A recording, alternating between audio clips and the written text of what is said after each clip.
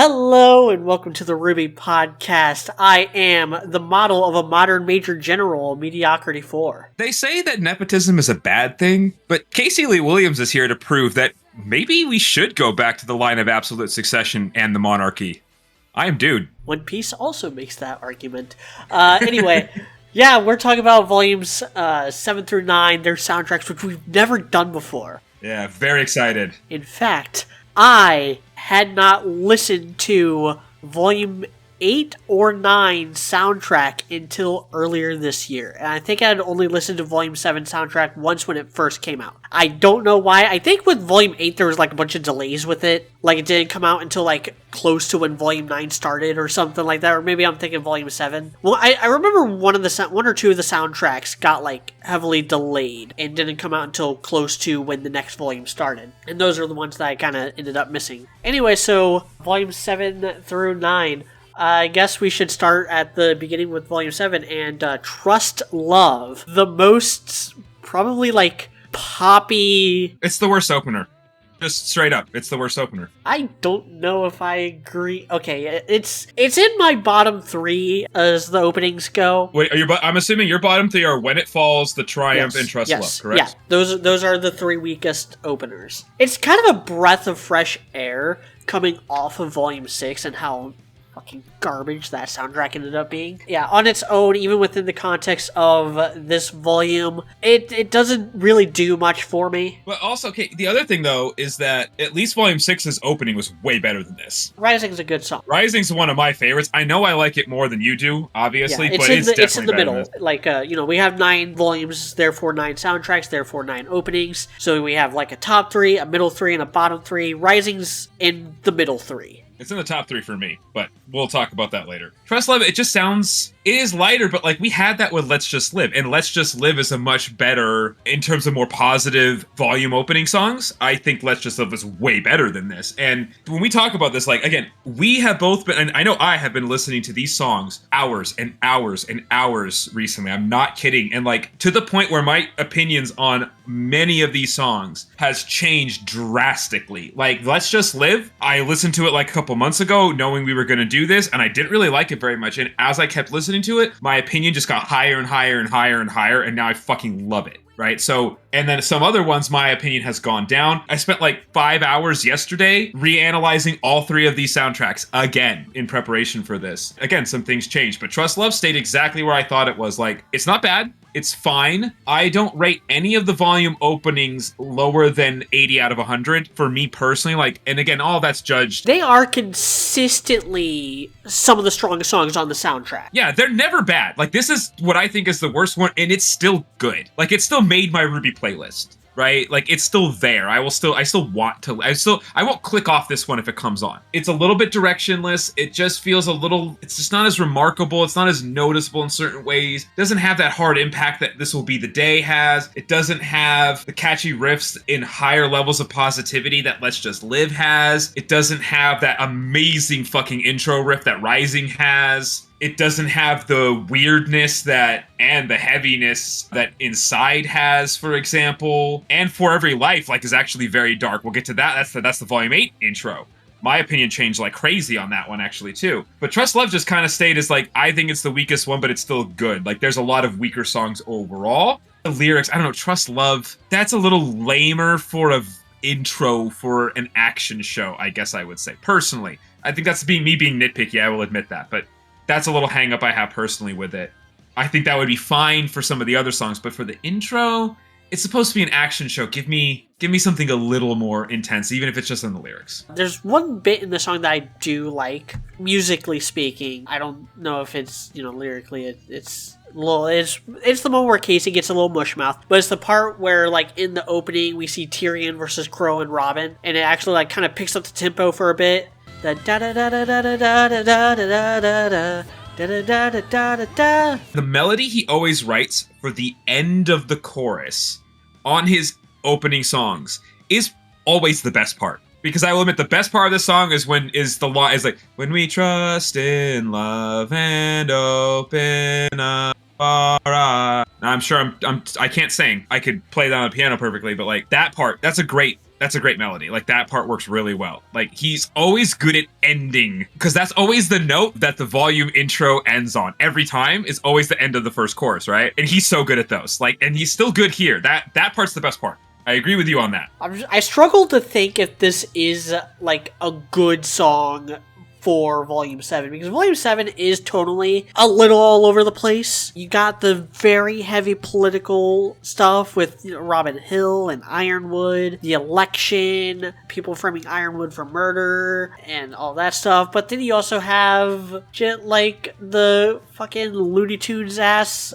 Schnee ballroom scene where they spill a bunch of stuff on Whitley, or literally anything involving Blake in this volume. This is the volume that turned Blake into comic relief, and we'll get to that later, because I have some thoughts on that regarding one of the songs coming up here. We'll have a lot to say about that when we do our volume retrospectives, too. So we ready for Touch the Sky, the second song? I love this one. I love this one so much. Ooh, I don't hate it. Oh, spicy. It's just kind of there. It's actually I like the song a lot more than I thought. I have this as the third best in the volume. I also have it as third best in the volume. Just in the past hour, I was going back through the songs and stuff. I was trying to remember how Touch the Sky goes. So I was assuming that it must not have been that great. But I think this is a perfect song for this part of the story. There's actually like 2 or 3 songs in this volume soundtrack that I think are absolutely perfect for this volume and where the characters are at in it, in a way that Trust Love wasn't. Even though I did put Trust Love one notch above this song, they're both in my top 3 for the volume. And Trust Love, my biggest issue is that I don't know if it really fits Volume 7's vibes. But this song does at least fit the vibes for the episode that it appears in, which is where they're actually like jumping out of the airship and going on that grim hunt in the mines to get the dust for the Amity project. And it is, so like this is the song, and this is the volume where Team RWBY and Co. go from being a bunch of kids traveling with Crow and fighting bad guys just coincidentally to being fully licensed huntsmen and huntresses who actually get paid to do this shit. This is a song that reflects that, and it's this liberation that they feel upon like getting this job and cutting those ties to like king and country and working for the betterment of all mankind. And that's really a great thing to do, especially with how that leads into the dark side of that level of freedom and that level of responsibility later on in this volume, and then especially in Volume 8. Yeah, I mean, I just think the song is just good. Like, it's catchy. I like the feel of it. Like, it doesn't feel like you can't call this butt rock. Like, you definitely cannot conflate this with other, RWBY generic rock songs. This one does sound very different. I really like the chorus too, and I like the little weird like off drum beat that's on it too. Actually, which I don't usually compliment like just drumming, but I will there. The lyrics do fit with how Blake is acting during this arc and how she acts going forward. And again, with all 4 of them. Yeah, all of them. Actually, lyrically, this has, like, one little detail. Is like, oh, this was originally a Weiss song, which is in the chorus of I looked in the mirror, and I gotta say, it's been a long, long time since I felt this way. Feels like Weiss really coming into her own and realizing that, like, this is her family now. These are the people that mean the most to her. Not in the same episode, but it's in the episode directly after this, where Weiss confronts her father, or her father, I guess, confronts Ironwood, and they just happen to be there, and Weiss is like, not friends, family. And that is what Team RWBY is to her. And I kind of wish they explored more of how the team unit is kind of different for each character. Where, like, with Weiss, it is much more of a found family. With RWBY, it is more of just a friend group. With Yang, it is a buffet of potential love interests, I guess. And with Blake, it's people who tolerate her. Either way, this song fits how they are feeling and how they're acting at that time. At the beginning of Volume 7, they feel like they're actually in a really good place. And so this fits that. It fits it really, really well. And I think it's a good song. Like, just, I think it's catchy. I love listening to it. I want to go back and hear it. Like, I get excited when this one comes on the playlist. So, like, that's kind of how I also determined it too, is, you know, I put most of the songs like in a playlist and I would just kind of play them and I'd shuffle it. And like, how excited was I when this song came on versus another one, right? That kind of stuff is how I partly determine, like, how much do I like the song. And I did want this one to come on. I'm not saying it's the best one. Again, I only have it third in the volume. There's two more that I like even more. Spoiler alert, but this volume is very good for like really positive songs. The more negative songs, there's really not that many, first of all. But the negative songs on this volume are pretty shit. And all the positive, like happier, like more upbeat songs in this volume are really good. This one in volume 3, I would say, are the most, like, in terms of like the gulf between the songs is very high, I would say, in a lot of ways. Like songs that I really like and songs I just really don't like. Not as high as volume 3. Volume 3 is actually probably the worst for that, but this is kind of up there, honestly. No, Volume 4 was the worst about that. Because that had Let's Just Live, and it also had Lucis Naturae. This Life Is Mine, and Bad Luck Charm. Well, this one, the bad ones aren't the worst, but there's just definitely, it's just more like the difference in styles are more stark. To me, all the negative, heavy songs are bad, and all the more uplifting, positive songs are good. And I only feel it that distinctly about this volume specifically. Speaking of which, the next one is Hero. This one is unique, and this one gets a lot of praise. Really? I don't like it. I don't think it deserves the praise, or it certainly doesn't, because it's Caleb Hyles singing. Caleb Hyles is a popular YouTuber who does, like, metal covers of anime openings, and people love him, and when this song first came on, this was Volume 7, Episode 11, the Ironwood versus Watts fight, which was dope fight, best fight in the volume by a mile. It's a really fucking good fight. And so people kind of, like, jumped on, like, oh, it's not Jeff or Casey singing, it's someone else, it's someone different, and different means good. He is a better singer than Jeff, that's for sure. I have nothing against Caleb. So am I. But Caleb is a very good singer. I actually like Caleb Hyles. Like, I have nothing against him. Like, I'm not saying I'm a big fan, but I've definitely listened to some of his covers, and he definitely has talent. Like, no doubt about that. I wouldn't mind if he sang some other stuff, like, if they had him sing the male part in, like, Morning Follows Night, I probably would have liked that song even more than I already do. And I already really, really love that song. I just don't think the song is very good. Like, so I hope nobody construes this as me, like, not thinking Caleb Hyles elevates it. I think he does elevate it. Like, I think the song would just be even worse without him, to be honest. Like, and the other thing is, like, I just don't think his voice suits Ironwood specifically. He would have suited, like, again, like Sun so much more. Caleb has an amazing, like, high end. And that doesn't sound like what Ironwood would be to me, I guess. And if you're not giving Caleb, like, very high notes to hit, like, you're not utilizing, like, his range. Like, if you're gonna have him sing shit, you're gonna have him sing high because he can fucking do it. And that's impressive. That's one of the things that he can do. That's why he can cover female vocals, even if he has to take them down a little bit. He still sounds amazing.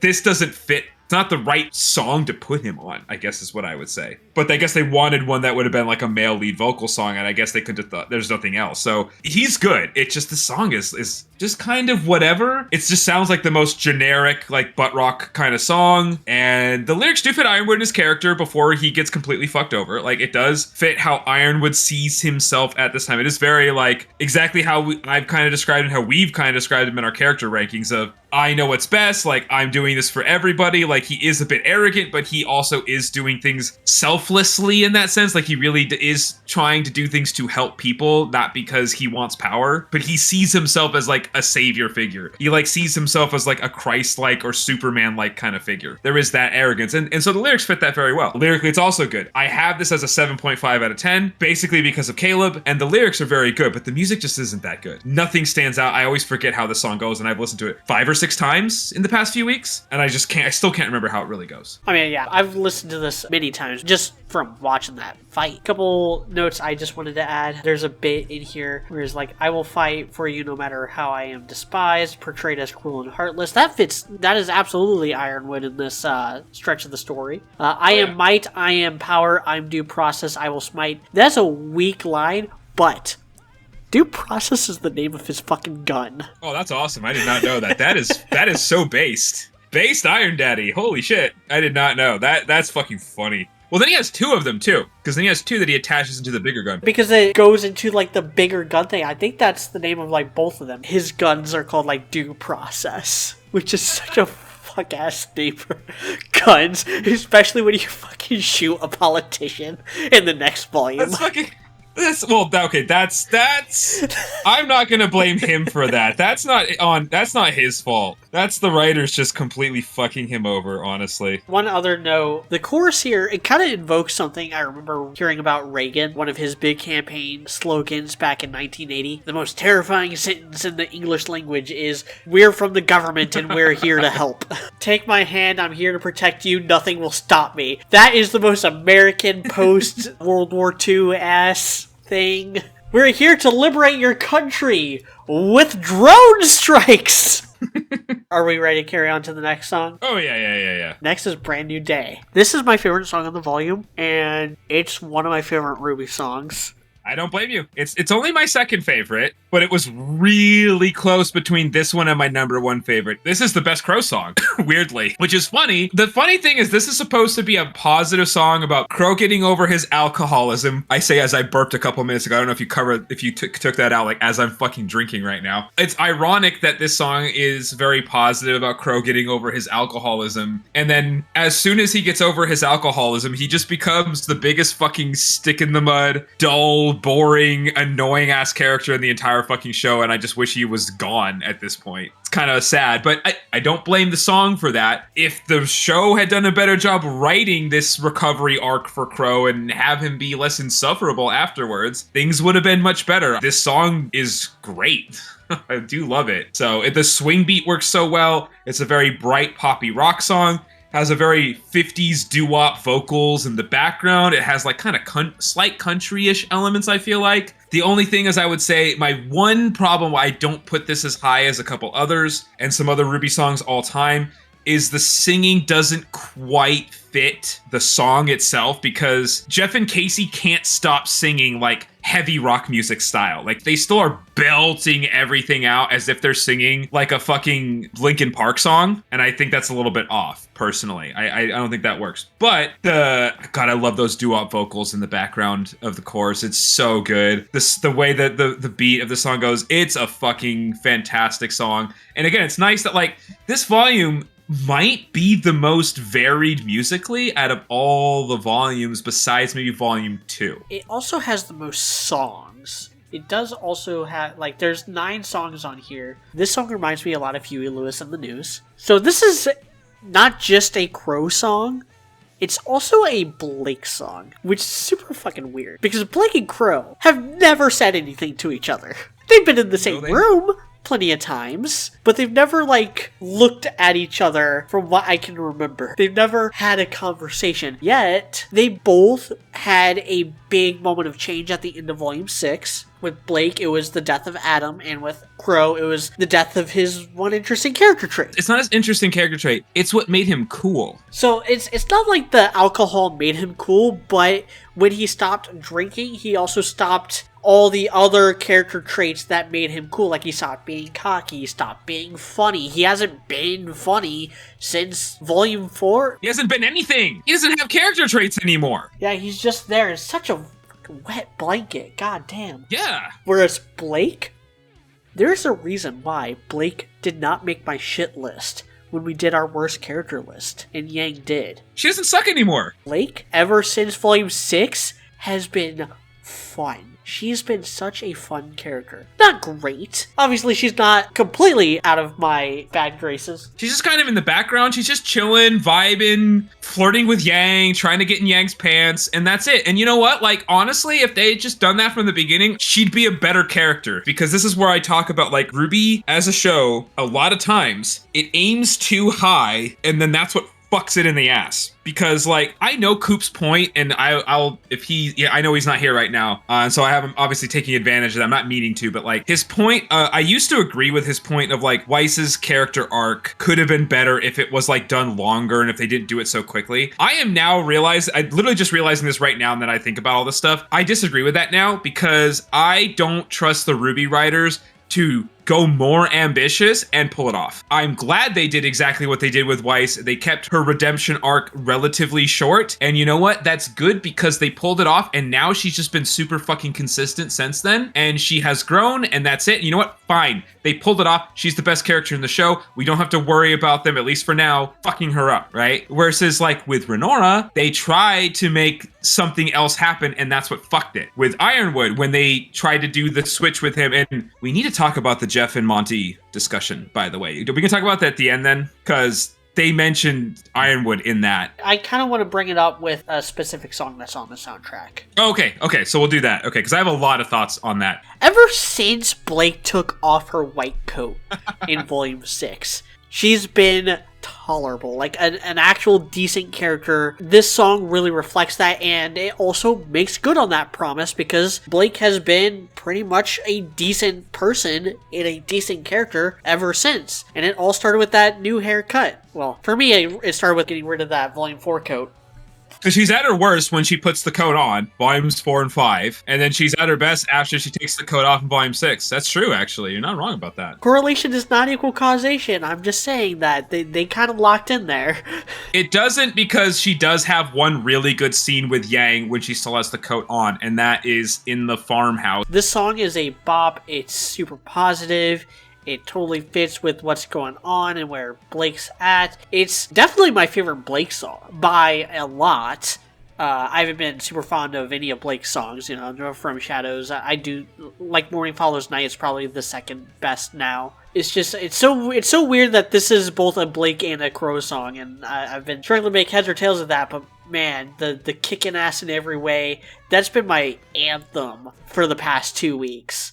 But are we ready for the next song? So, we have, finally, after 3 volumes without a fucking dance track from Jeff, and we finally get a dance track from Jeff. And not only that, then we're gonna get a second one soon. So we go from no dance tracks for 3 whole fucking volumes. The last dance track was in volume 3. We finally get a couple back. And this was like a little bit disappointing because this one's only okay. Like, I like it, but I don't love it at all, to be honest. And I should love it. This is a fucking Renora song. Again, this is me proving like my bias is not, I'm not that biased actually in terms of the subject matter, because this is the Renora song that leads to the Renora kiss. And I still don't really love this song. Like, I still have it rated fairly highly. I have it as number 5 in this. So it's like right in the middle, basically, for this volume.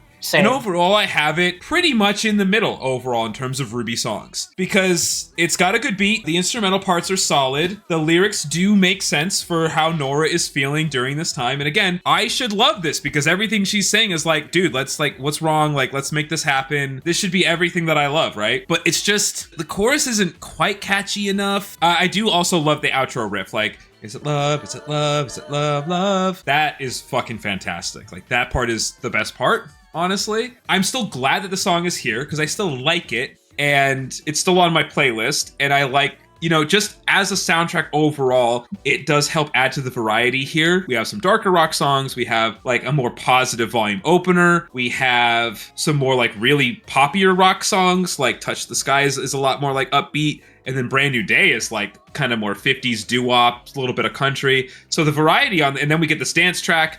So the variety is really nice on this soundtrack. So like in terms of absolute numbers, this one is fairly low. In terms of how much I like it, we'll get to that later, but I actually quite like this volume soundtrack actually because of stuff like that, for example. Yeah, this song, Brand New Day, and one other song on this soundtrack really make me wish that this era of RWBY lasted more than half a volume. I just really love Team RWBY as huntresses in Atlas. I love that vibe. I love where these characters are at. I love what they're doing. I love like the montage that we didn't talk about it with Brand New Day, but it's this montage that plays during Brand New Day where they're going about their lives, living the life, living the dream. No, you're right. It's why, like, if they ever bring RWBY Chibi back, they should do it with the Atlas cast. That would be great, because, like... They should do chibi version of the characters. I think, like, Weiss's and Blake's design would actually work better as chibis. They still suck. Get, like, a chibi Aesop, so you can have, like, chibi Cinder, as she is in Volume 7. Chibi Watson Tyrion, oh my god, yes. I would be so here for that, yeah. Chibi Watson Tyrion would be amazing. Like, if they ever bring back RWBY Chibi, do it within this era, because this is such a great couple episode stretch. Like, it's not, like, super great story-wise. It's not my favorite stretch of episodes by any margin, but, like,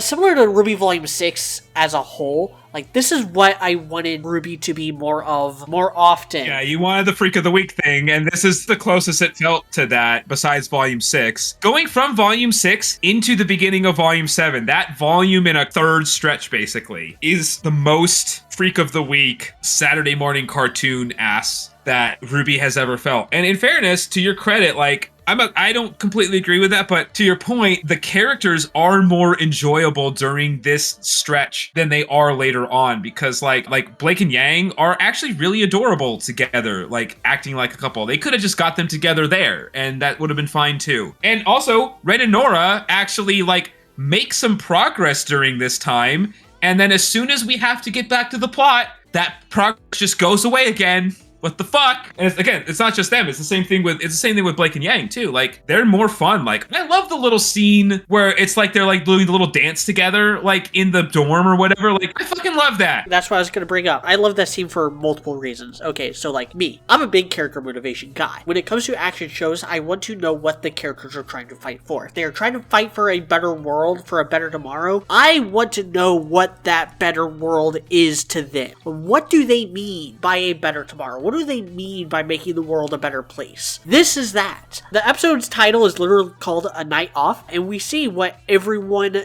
does on their day off. Jean, we know, is a movie guy. We know that actually all the way back in Volume 2 when he was trying to ask Weiss out to the movies. Oscar, he's nothing. He's along for the ride, yeah. Ren and Nora, they're spending time together, going to the political rally because it's what Nora wants to do, because she's actually in charge of that relationship. As she should be. You know, RWBY gets a night off, and what's her first instinct? I'm gonna go hang out with my robot not girlfriend. Bother her at her job like a real friend does. Real friends bother each other at work. Can I just say, by the way, the more I have watched this series and the more I listen to the music, the more I ship Nuts and Bolts. Yeah, I know Lindsay Jones does. Let's be honest. I get it. I get why Lindsay ships it so much now. I get it. Let's be honest. What is a better soulmate for RWBY than a living weapon? Cute ginger weapon.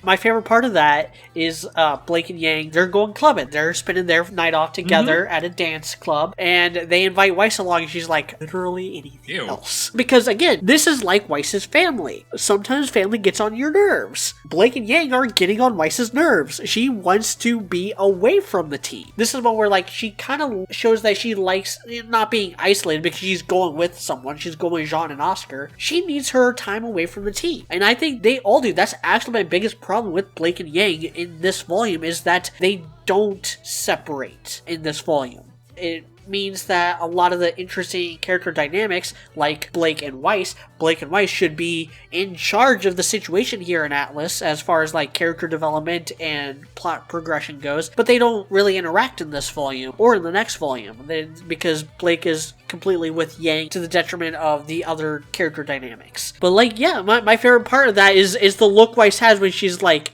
because she doesn't even hesitate. As soon as John's like, hey, Oscar and I are going to the movies, like, I'm in. And she's not even horny for him yet. No, she's just like, no, she doesn't even care who she's going with. She just doesn't want to fucking go clubbing. Like, that's just not her fucking personality. Like, and it's also, like, not her taste in music.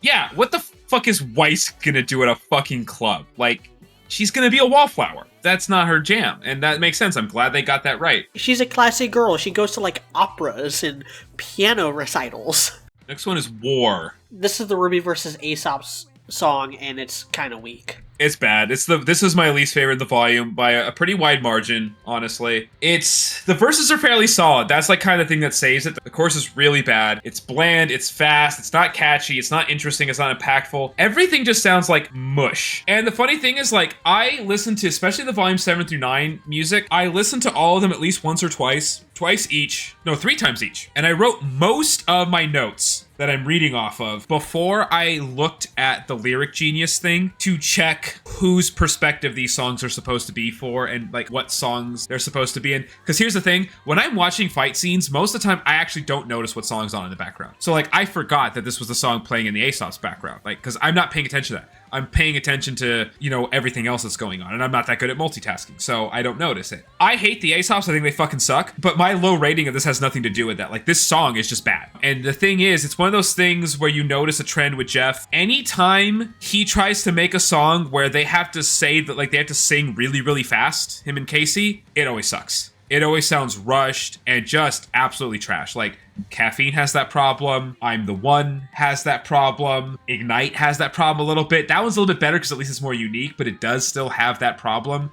I think there might be 1 or 2 more, but definitely this one also has that problem where it just feels rushed and it just sounds mushy. It just blends into mush. So the lyrics do work, like technically for what is going on. Now that I have listened to the lyrics more and read them and analyzed them and compared them to the scene, yes, they technically work. The song is not bad for that reason. The song is not bad because it has to do with the Aesops. Again, I didn't love Let's Get Real. I should love it way more than I do because it's a Renora song and it's from a time period in the show that I actually really enjoyed as well. Because it's like it's like an updated early volume 1 and like volume 1 and 2 kind of vibe that I actually like. I should like that, but I don't. This one is just bad because it's just not, it's musically just, it's so rushed. I don't like any songs where Jeff is trying to have them speak really quickly. It just sounds terrible. I fucking hate it. It also just doesn't work lyrically for me when it comes to like the thematic content. Like this is supposed to be from Team RWBY's perspective on the Aesop's fight, but I never got the impression that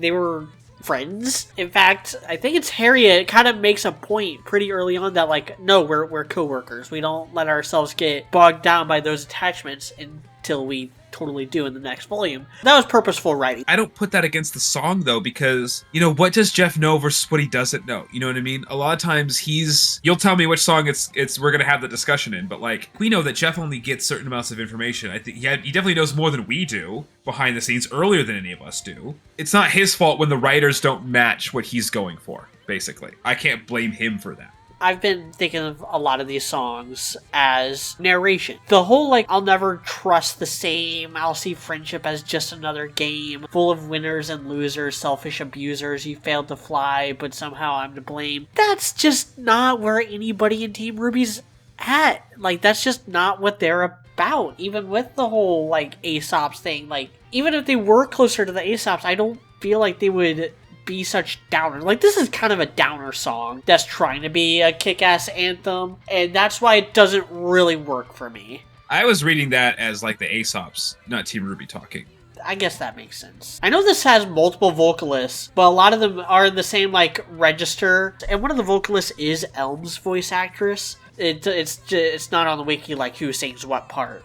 I mean, it's not worth analyzing any further because either way, like whichever of us is correct about which perspective those lines are from, still not amazing, right? It's just musically, at the very least, musically, it's just not very good. It's one of Jeff's weaker works for sure, and it's just him doing another one of his like trying really hard to go fast song. Like, it just sounds like Sonic the Hedgehog. Like, you're too slow, like, and so I don't like it. I don't think it's very good. I don't think we need to analyze it further because either way, whatever we try to analyze about the lyrics, it doesn't work musically. So one last note: they mentioned Judas in this song, so add the New Testament to things that inexplicably exist in RWBY, which we kind of already assumed because there is a lot of cross imagery with RWBY and Crow. So they definitely have like a Christ equivalent religion. No. If you want to talk about weird shit that turns out to be canon in RWBY, let's talk about the next song, Celebrate, where we got Patron and Las Vegas, and basically Mr. Worldwide is essentially canon in RWBY. Like, what the fuck? The shit that they let Lamar Hall get away with in this fucking rap verse in fucking Celebrate is fucking unhinged. It's hilarious. This is my number 1 song from this volume, actually.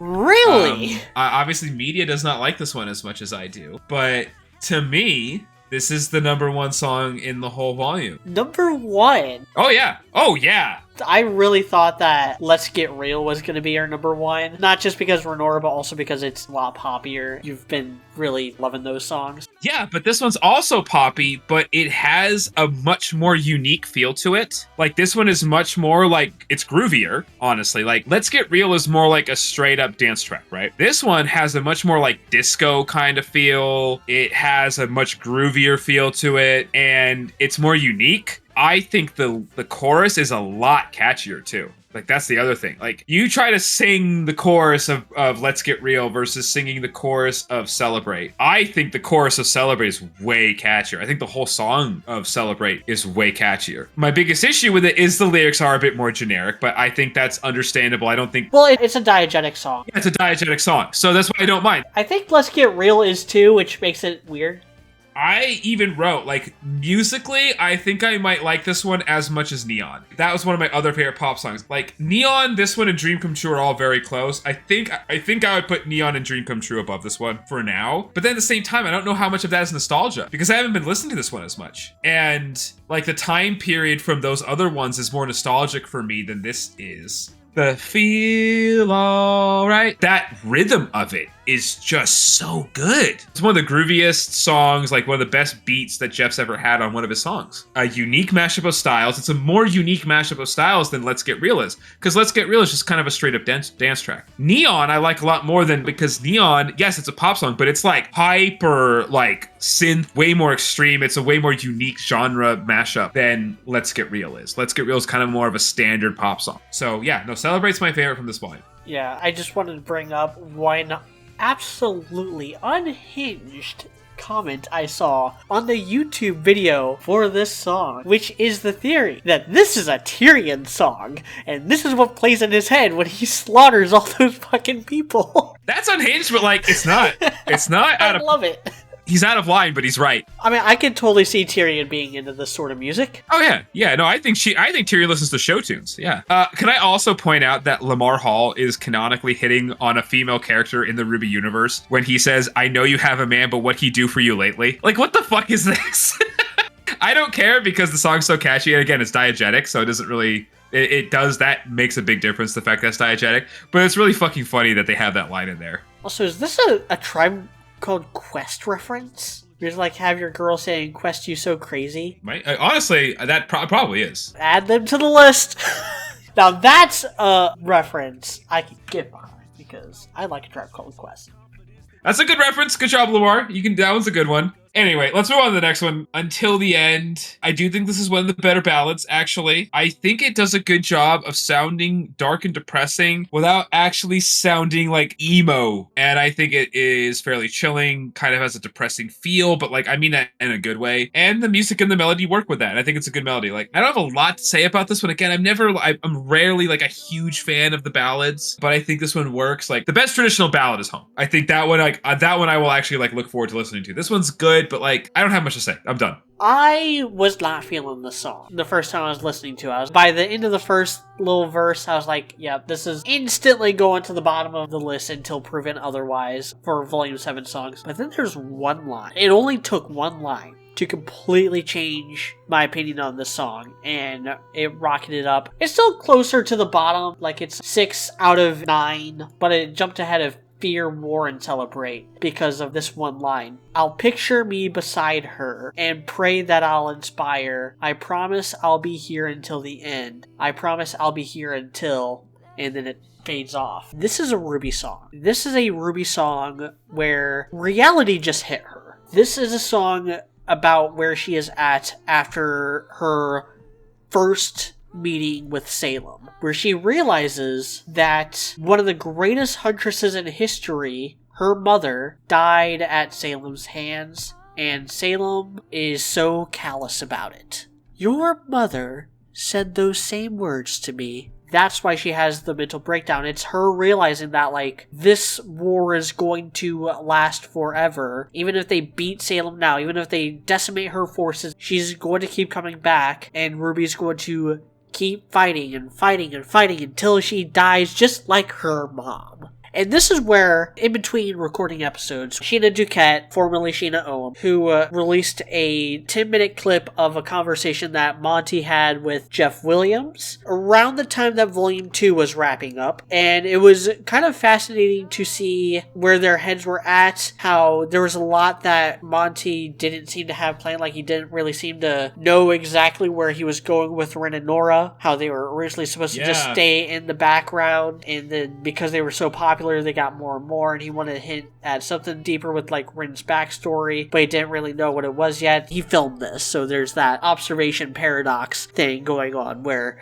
if he wasn't being actively recorded, he may have said something very different. We've been talking, basically, this entire 3-podcast series about RWBY and about her relationship to her mom and how she looks up to her mom, how she's actively following in her footsteps, and how that might not be a good thing for her mentally, but it is also a necessary thing. Like, the world needs people like her who are willing to step up and take on that burden. That is what being a huntress is all about, really. You think you're going into this for the glamorous lifestyle of fighting monsters and stopping terrorists and catching bad guys, but no, you're really just a tool to be used to form this barrier between Salem and her quest for world domination / destruction. And this is reality kind of finally setting in for RWBY that this is what she has to deal with for the rest of her life. And that was always going to be the case. It's your blood that's red like roses. The emptiness and sadness that has come to take the place of you. The reason why that song played during Players and Pieces fight, as I stated before, is because the Players and Pieces fight was the moment where Team RWBY starts to fill that hole left by Summer Rose. Not just for RWBY herself, but also for the entire world of Remnant. But with that fulfillment came another burden, the burden of leadership, and this kind of like toxic idea of like, you have to be perfect, you have to be always working at your absolute best, otherwise people won't have any reason to follow you. That is what Osmond said, because Osmond had basically given up. He was just kind of in the fight now because the gods told him to, and he was going to keep getting reincarnated until the fight was done. But he had basically given up hope. That's why he kept all of his secrets. That's why he was so scummy at various points in the story. He's had to emotionally distance himself because he's been complacent in so many bad things and had been betrayed at so many points in history that he just can't buy his own bullshit anymore. And RWBY calls him out on that in Volume 6. Like, so that, the whole believing in humanity, that was all a lie, that was just for everyone else. Throughout Volume 7, RWBY starts to feel the burden that Osmond was feeling. Specifically with her keeping secrets from Ironwood and feeling guilty about it. Like really wanting to tell him, but also being too scared to tell him because of what happened with Lionheart. Because the last time someone came face to face with Salem and realized how immortal she was, they betrayed Osmond. It didn't just happen with Lionheart, it also happened with Raven. That was the reason why Raven left. That was the reason, assumedly, why Raven abandoned Yang. We don't actually know what the timeline is there. If she just abandoned Yang to be with her tribe and then got kind of looped into Summer Rose's plan and then found out that Salem was immortal, or she found out that Salem was immortal earlier on and that's why she left, and then Summer convinced her that she had a plan that could like maybe negate that. We don't really know. We don't know what Summer's plan was. Whatever that plan was, it didn't fucking work. Obviously. In fact, it probably made Salem stronger because now she can create things like the Hound. Alright, so back to the whole conversation, since I guess this is the one that you were bringing it up during. Yeah. That conversation was very enlightening to me, in some ways, but then also very confusing in others. I do think it was really funny that, like, the thing that was talked about the most was Renora. Do you think that's really funny? That's not me projecting. You can go listen to it. That's what they talk about the most. Like, I can see why Jeff's favorite song is Boop, because, like, he was, like, fighting to, like, make... He had the idea. I think he was in the middle of writing Boop at that time. He was baiting. He was baiting the questions. I just like that, like, not even for Renora, just like the songwriting nerdiness of it is like, because Jeff has an idea and he wants this song to be, like, he wants this song to get published. He wants people to hear this fucking song because he's really fucking proud of this song. And in fairness, it's one of the best songs, like, period, that he's ever done. And it's his favorite. I get it. Like, it's a fucking banger. He could have written that song about Oscar and I would have liked it, honestly. Even though Oscar sucks ass. I'd still love the song. It wouldn't have fit us thematically, but you get the idea. Like, the song is just a banger. And it's funny how much he's pushing for it, because you can even see, my favorite thing is when Monty is basically just like, yeah, that sounds great, man. Like, do that. And then Jeff, like, turns to the camera and, like, gives this, like, biggest goofy grin and does, like, thumbs up or some shit. Like, I got approval. Like literally, like, okay, I got it. Yes, yay. Like, that's what he was going for the whole time. Up until that point, that's all he was actually trying to do in that conversation, was get Monty to okay whatever he was doing for that song, because I bet you he had already written the lyrics, and I think that's fucking hilarious. But it also, the other thing is, it makes me appreciate Miles and Carrie more, to be perfectly honest, because it very clearly indicates that they were, like, pretty much fully responsible for the Kuriyuri arc. Because you watch this clip, and Monty literally says, and this is my favorite part of the whole thing, he says, because Jeff says, what's Ren's feelings about Nora? Obviously trying to push for Boop, the song, because he clearly already had the song written, or at least partly written. And Monty's response is, I don't know. I don't really care about Ren. Ren and Nora were originally supposed to be background characters. Nora just got so popular. I had like 2 lines, and Miles and Carrie went off with Nora because she's fun and got so popular. They have a thread in season 4 or 5. There's a line where they're about to go on a mission on a town that Ren wants to go to, but they can't. That's in volume 2. But they were talking about following up on that thread in volumes 4 or 5, and that ended up turning into the Kuriyuri arc. Yeah, so it's very obvious that, like, Monty literally does not have an idea for what Ren and Nora were supposed to be romantically. It's very obvious he actually doesn't really care about that. So, like, this goes back to the whole thing of, like, Monty is, and I don't mean this to be super negative, but, like, he is kind of style over substance in a lot of ways. And that's okay, like, that he's open about that. He's not trying to pretend to be, like, a bigger idea guy than he is, which I appreciate about him. Like, he just wants to make cool fight scenes and a cool story. Like, he's not trying to make the next Avatar: The Last Airbender or the next fucking Goodfellas or some shit. Like, he's not trying to do that. And I am a Bumblebee shipper, but, like, people talk about Bumblebee and they talk about how, like, Blake's eye color matches Yang's hair and Yang's eye color matches Blake's alternate color. Like, honestly, it's just because, probably for Monty, it's just because they were partners, literally. It had nothing to do with romance. Not that Monty was opposed to romance, because, like, yes, we know that Monty likes Yuri. So I'm not saying that he didn't have some idea for that. I'm just saying that, like, I don't think a lot of the other stuff that me included think of as romantically coded earlier on in the show might have a lot less meaning than we thought they did based on this conversation. It seems like Monty doesn't really give a shit about a lot of that stuff early on, especially in terms of, like, the romantic feelings, especially, like, with his response to Jeff here.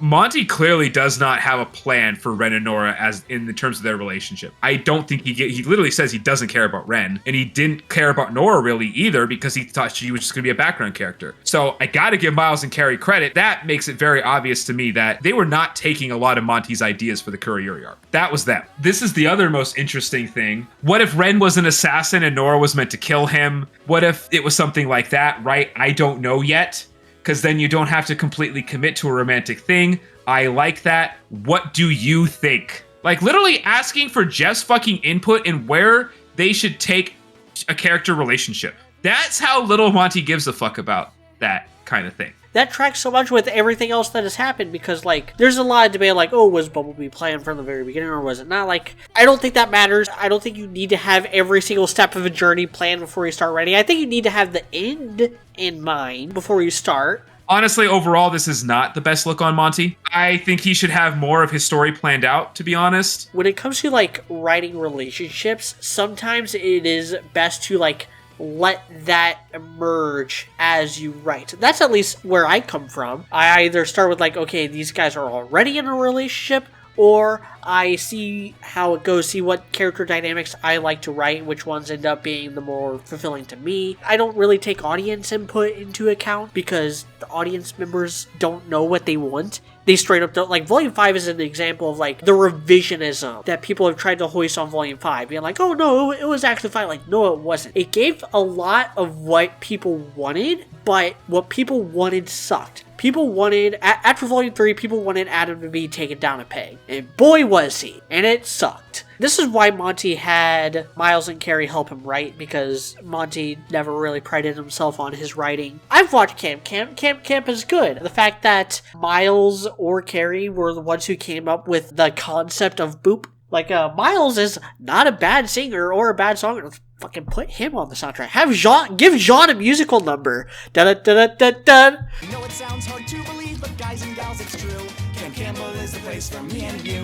Interesting the interview though, because there's some more like interesting shit that Jeff says. Because like when Monty says like maybe Ren and Nora don't even have to be like very romantic, and asks Jeff, what do you think? And Jeff's response is, sometimes I just brainstorm about writing songs that basically aren't so serious. I've definitely seen a lot of people saying these songs are really serious, even the ones that don't sound serious. I'm looking for some fun song that would be on the outside of a serious plot. What if Ren is just like singing about how much he loves Nora? Like a song called Nora. It could be him saying that he's in love with her. I don't want to go there if that's way off base. And then Monty says, well, at least not this early, because once you make a statement about a coupling, that's the end of it. The fandom, they lose interest. They won't have anything else. That's why the dark stuff is more prevalent, because of the mystery. But no, Gold was great because it's very Yang. Write something for Nora. Jeff, yeah, something like where she's the queen of the castle, which he does put in Boop, by the way. Monty, what if it's like a roll call? Like, just the subject matter is dark, but the context could be light. Like her going through a count of all the Grimm she's defeated from Nora's perspective. That would be bright and happy. Jeff, well, I was just thinking about like latching on to Boop. And as soon as he says that, Monty's like, yeah, absolutely, that would be a great song. And Jeff, I think that's when he like smiles at the camera, like, maybe we're all taking, and us included, me included, we're all taking this a little bit too seriously with the lyrics and everything, because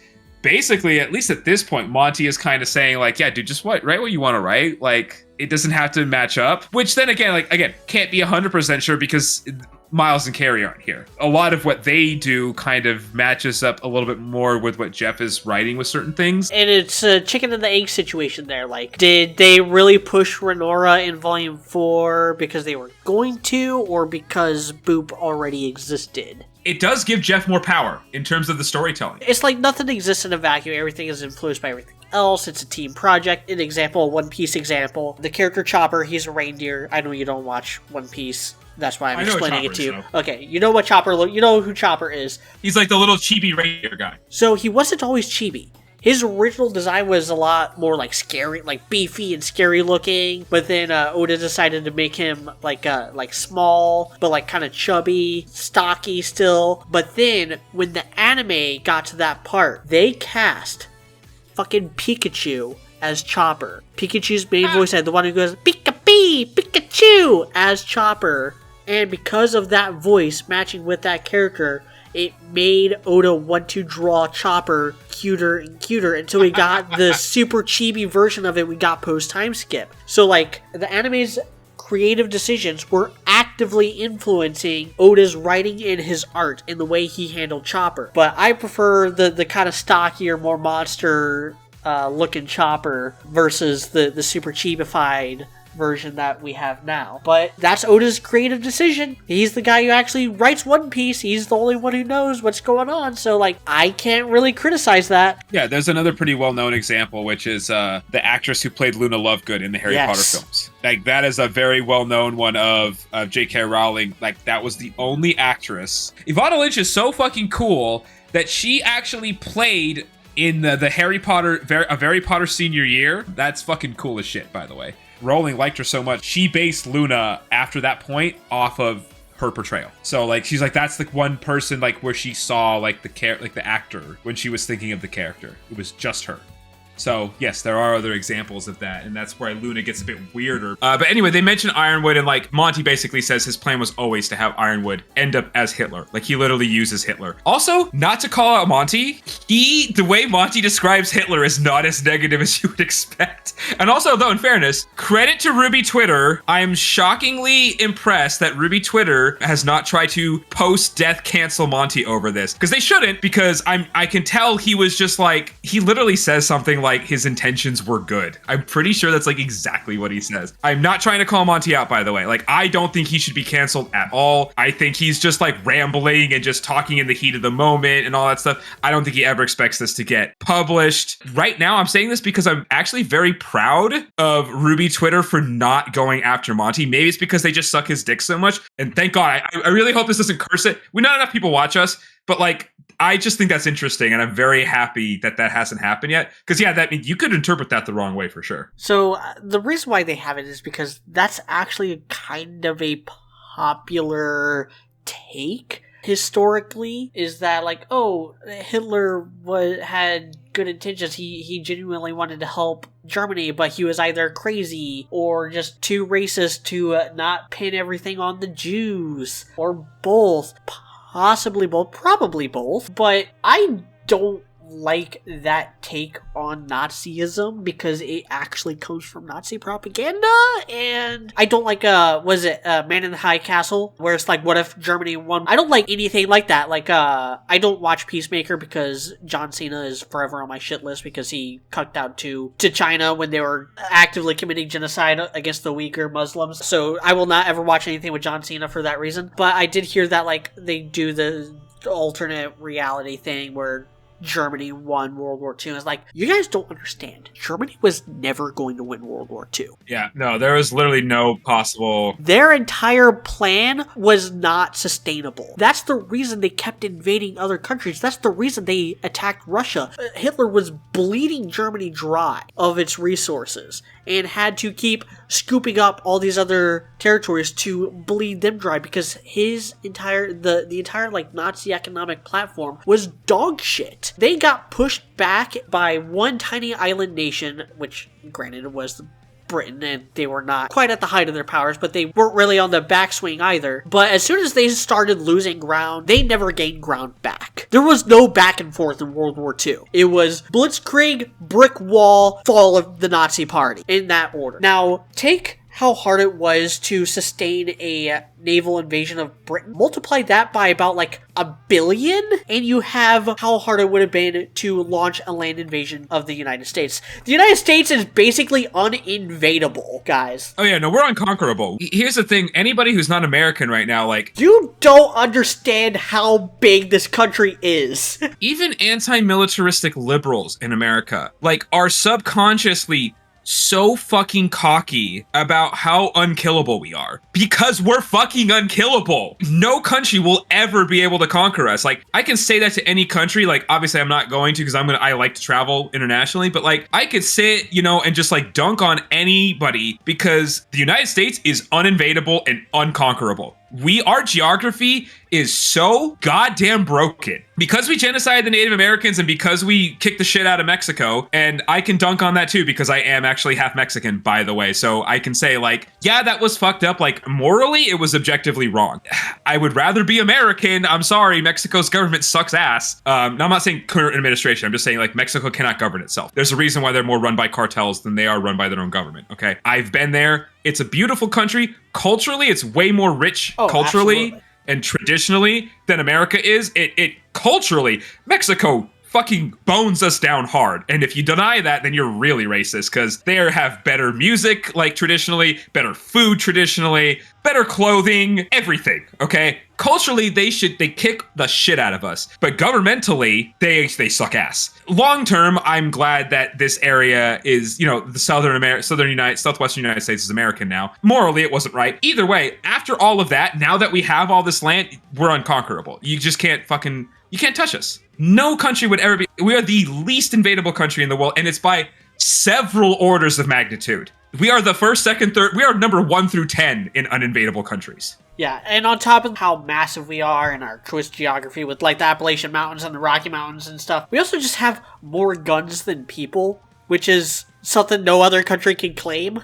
So, last song on this soundtrack, and also the worst, Fear, the Oscar song. I think War is worse, actually. And I hate Oscar. But again, I did not realize that this song was an Oscar song until, like, earlier this week when I went and actually looked up the Lyric Genius stuff. I think the song is good until they go into the first chorus, because that tempo change is awful. Like, that slowdown does not work for this song at all and for this style of music at all. I think that's the part that kind of ruins it. Yeah, I mean, I guess the lyrics kind of work. It is kind of funny that, like, I already gave my rating. So this is my second least favorite song of the volume. I don't think it's the worst. And the fact that it turns out to be an Oscar song doesn't make me really want to lower it anymore. It is kind of funny, though, that, like, even though this is an Oscar song, it just proves how little of a character Oscar has, because this sounds more like an Ozpin song. Like, it's more talking about Ozpin. Like, Oscar still has no character here. This actually plays in Volume 7 during the scene when Ozpin comes back. Oscar gets shot by Ironwood. He's falling down the chasm towards the bottom of the floating city of Atlas, and then Ozpin is like, Oscar, wake up. We gotta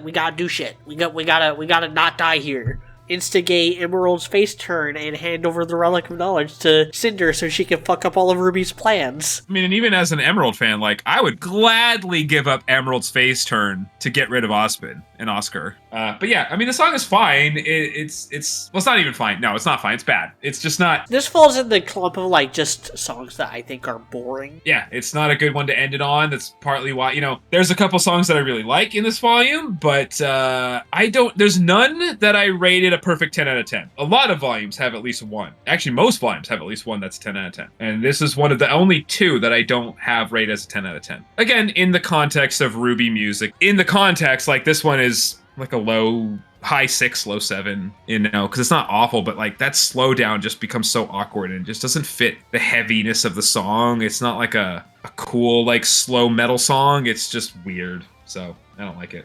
Lyrically, it absolutely works as an Oscar song and as a conversation with him and Ozpin. Like, who will it be? What will you find on the other?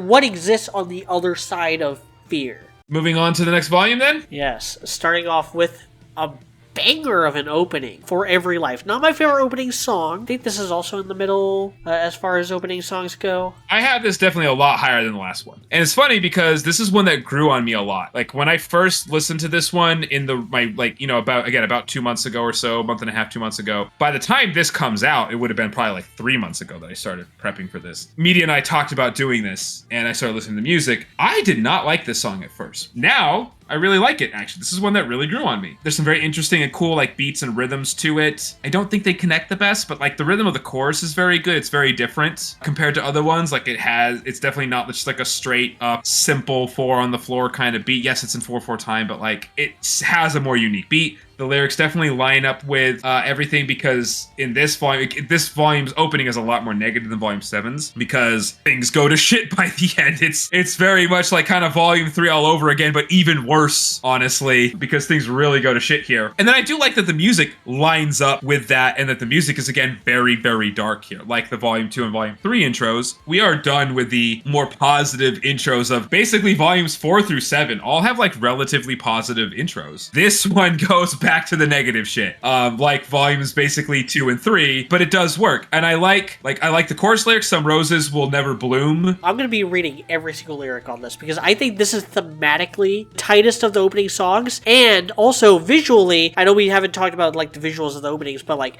I think visually this is also the strongest of the openings. Yeah, yes, I agree with that. Again, so my last points then are, and you can take it from there. I love the chorus, the rhythm, the melody, the lyrics, and then the anger in Casey's voice are fantastic on the chorus, especially. The way she delivers, like, and I love that they do, like, a tacit at the beginning of each chorus, like, and she does, like, some roses will never bloom. Like, the way she, like, screams that out, fucking awesome. I love that. It's great delivery, and I like how they stop and give, like, focus to just that line delivery. I think that's really cool. So yeah, you can go from here. This is a RWBY song, so I think that's pretty obvious when you look at the lyrics. Oh yeah. This is not contemporaneous with Volume 8, because she's never, like, in this mindset in Volume 8, but this is her in, like, the early stages of Volume 9, reflecting back on Volume 8. We said goodbye to all the things we love, gave up our lives just to find that it was not enough. That is still the same vibe as Until the End, with RWBY realizing that she's following her mother's footsteps directly to the grave. We leapt in faith, left our solitude, our carefree peace. Basically Volume 4. That's where she was at in Volume 4. She didn't have to be the one to go follow up on this lead and go to Haven and try to save the day. Any huntsman could have done that. More huntsmen should have been doing that.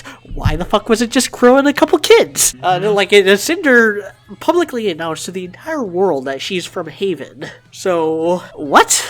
She left Patch, she left her home, everything that she had known. She had never been outside like Patch and Vale, as far as we know. They never talked about having gone on family vacations. If they did, it would have been to Vacuo, and so it wouldn't have come up until Volume 10 at the earliest. We will stop them, I will stop you, bet on that. It's a childish dream. That's something that Blake tells her in Volume 1, is what Torchwick tells her in Volume 3, and it's something she learns the hard way throughout Volumes 8 and 9, that she was being way too naive with what was actually going on. We failed to stop our own demise. The tragic ends before our eyes. Hope has no place here. Maybe the path that leads our home will finally clear. Maybe the end we tried to avoid is already here. That bridges into the chorus. Yeah, like, at the end of the day, like, regardless of how good RWBY's plan was or wasn't, they did fail at the most important things. Like, yes, they saved a lot of people who were going to get destroyed if they didn't do anything. Yes, a lot of people died in that Gateway too, they fell into the Ever After, but like, die there or die back in Mantle.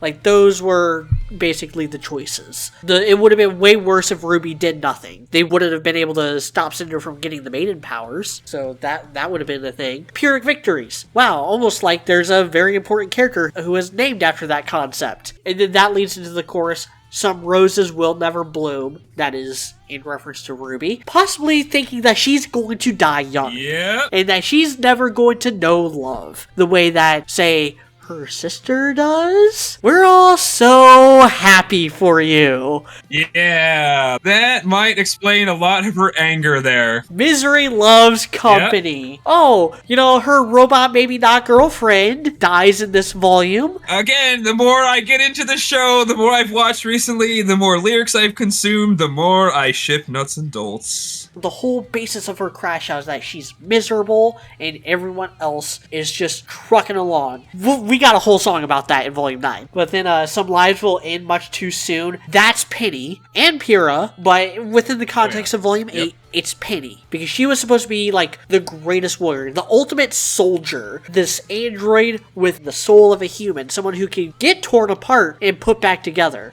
Ironwood's answer to the Huntress problem was kind of like the basis for Penny. Taking people off of the battlefield while still maintaining that human touch. That's something that Ironwood says in Volume 2 when he's introducing the Elysian Knights and the Elysian Paladins. Penny is there with RWBY watching that scene. Penny is basically a synthetic Huntress. Ironwood's hope was to basically create an army of people like Penny so that normal people don't have to die on the battlefield like every other huntsman in history, as Torchwick says. This show is good.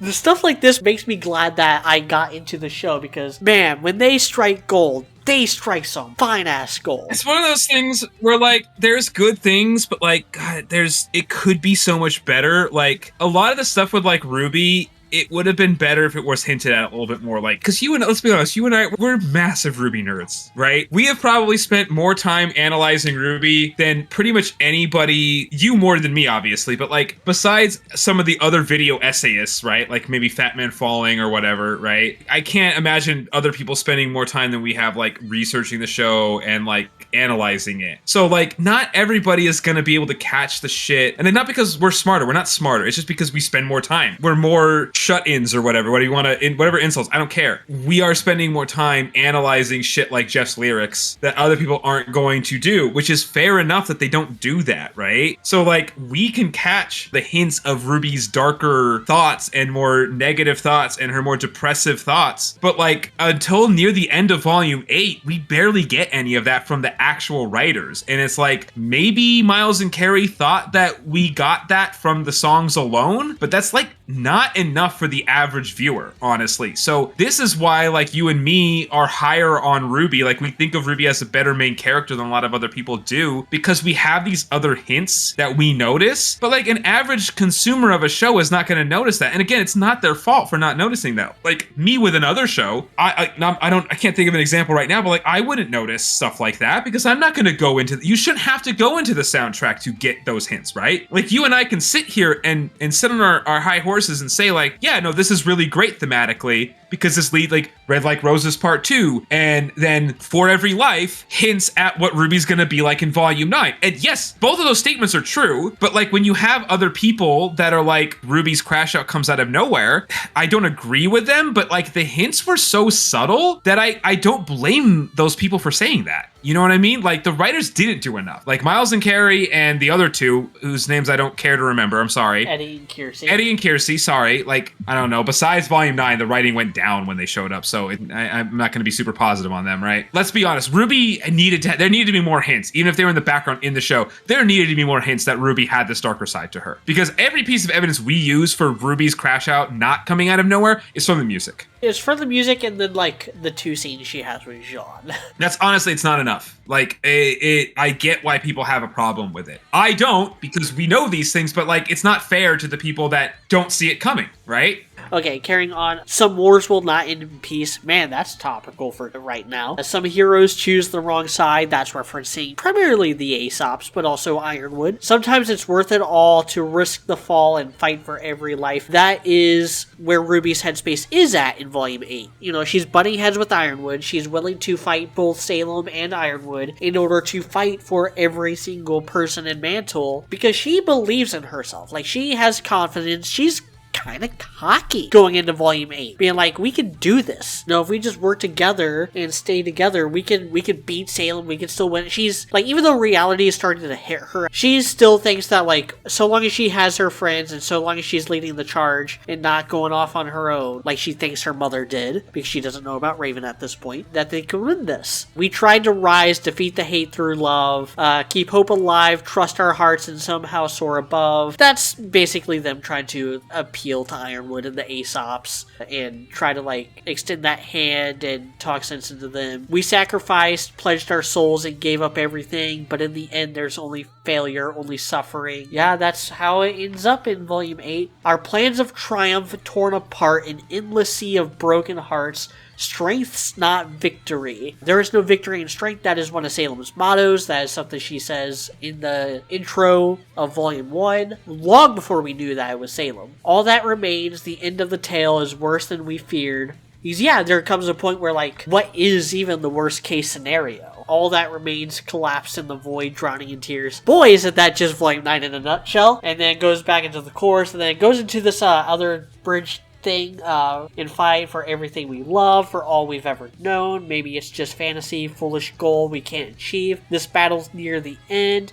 going faster every day. The path to victory fades away, the finish drawing near. Will this be the day that we always fear? This actually has quite a few references to other openings. The line like, we said goodbye to all the things we love and left our solitude in carefree peace. Those are direct lines from Time to Say Goodbye. We tried to rise. Rise is the Volume 6 opening. Our plans of triumph torn apart. Triumph is Volume 5's opening. And then right at the end, will this be the day? This will be the day we waited for. From Volume 1. He did a good job with the lyrics on this one, I gotta say. Almost makes me, like, as much as, like, you know, Volume 9 is my second favorite volume, it's your favorite volume, but, like, how fucked would it be if Volume 8 was it? If we never got any other RWBY thing after that? Like, that would kind of suck in a very stinging way. That would definitely suck. Which again is why, I don't know, like, I still wanted Volume 9 to end, like, less happy than it did.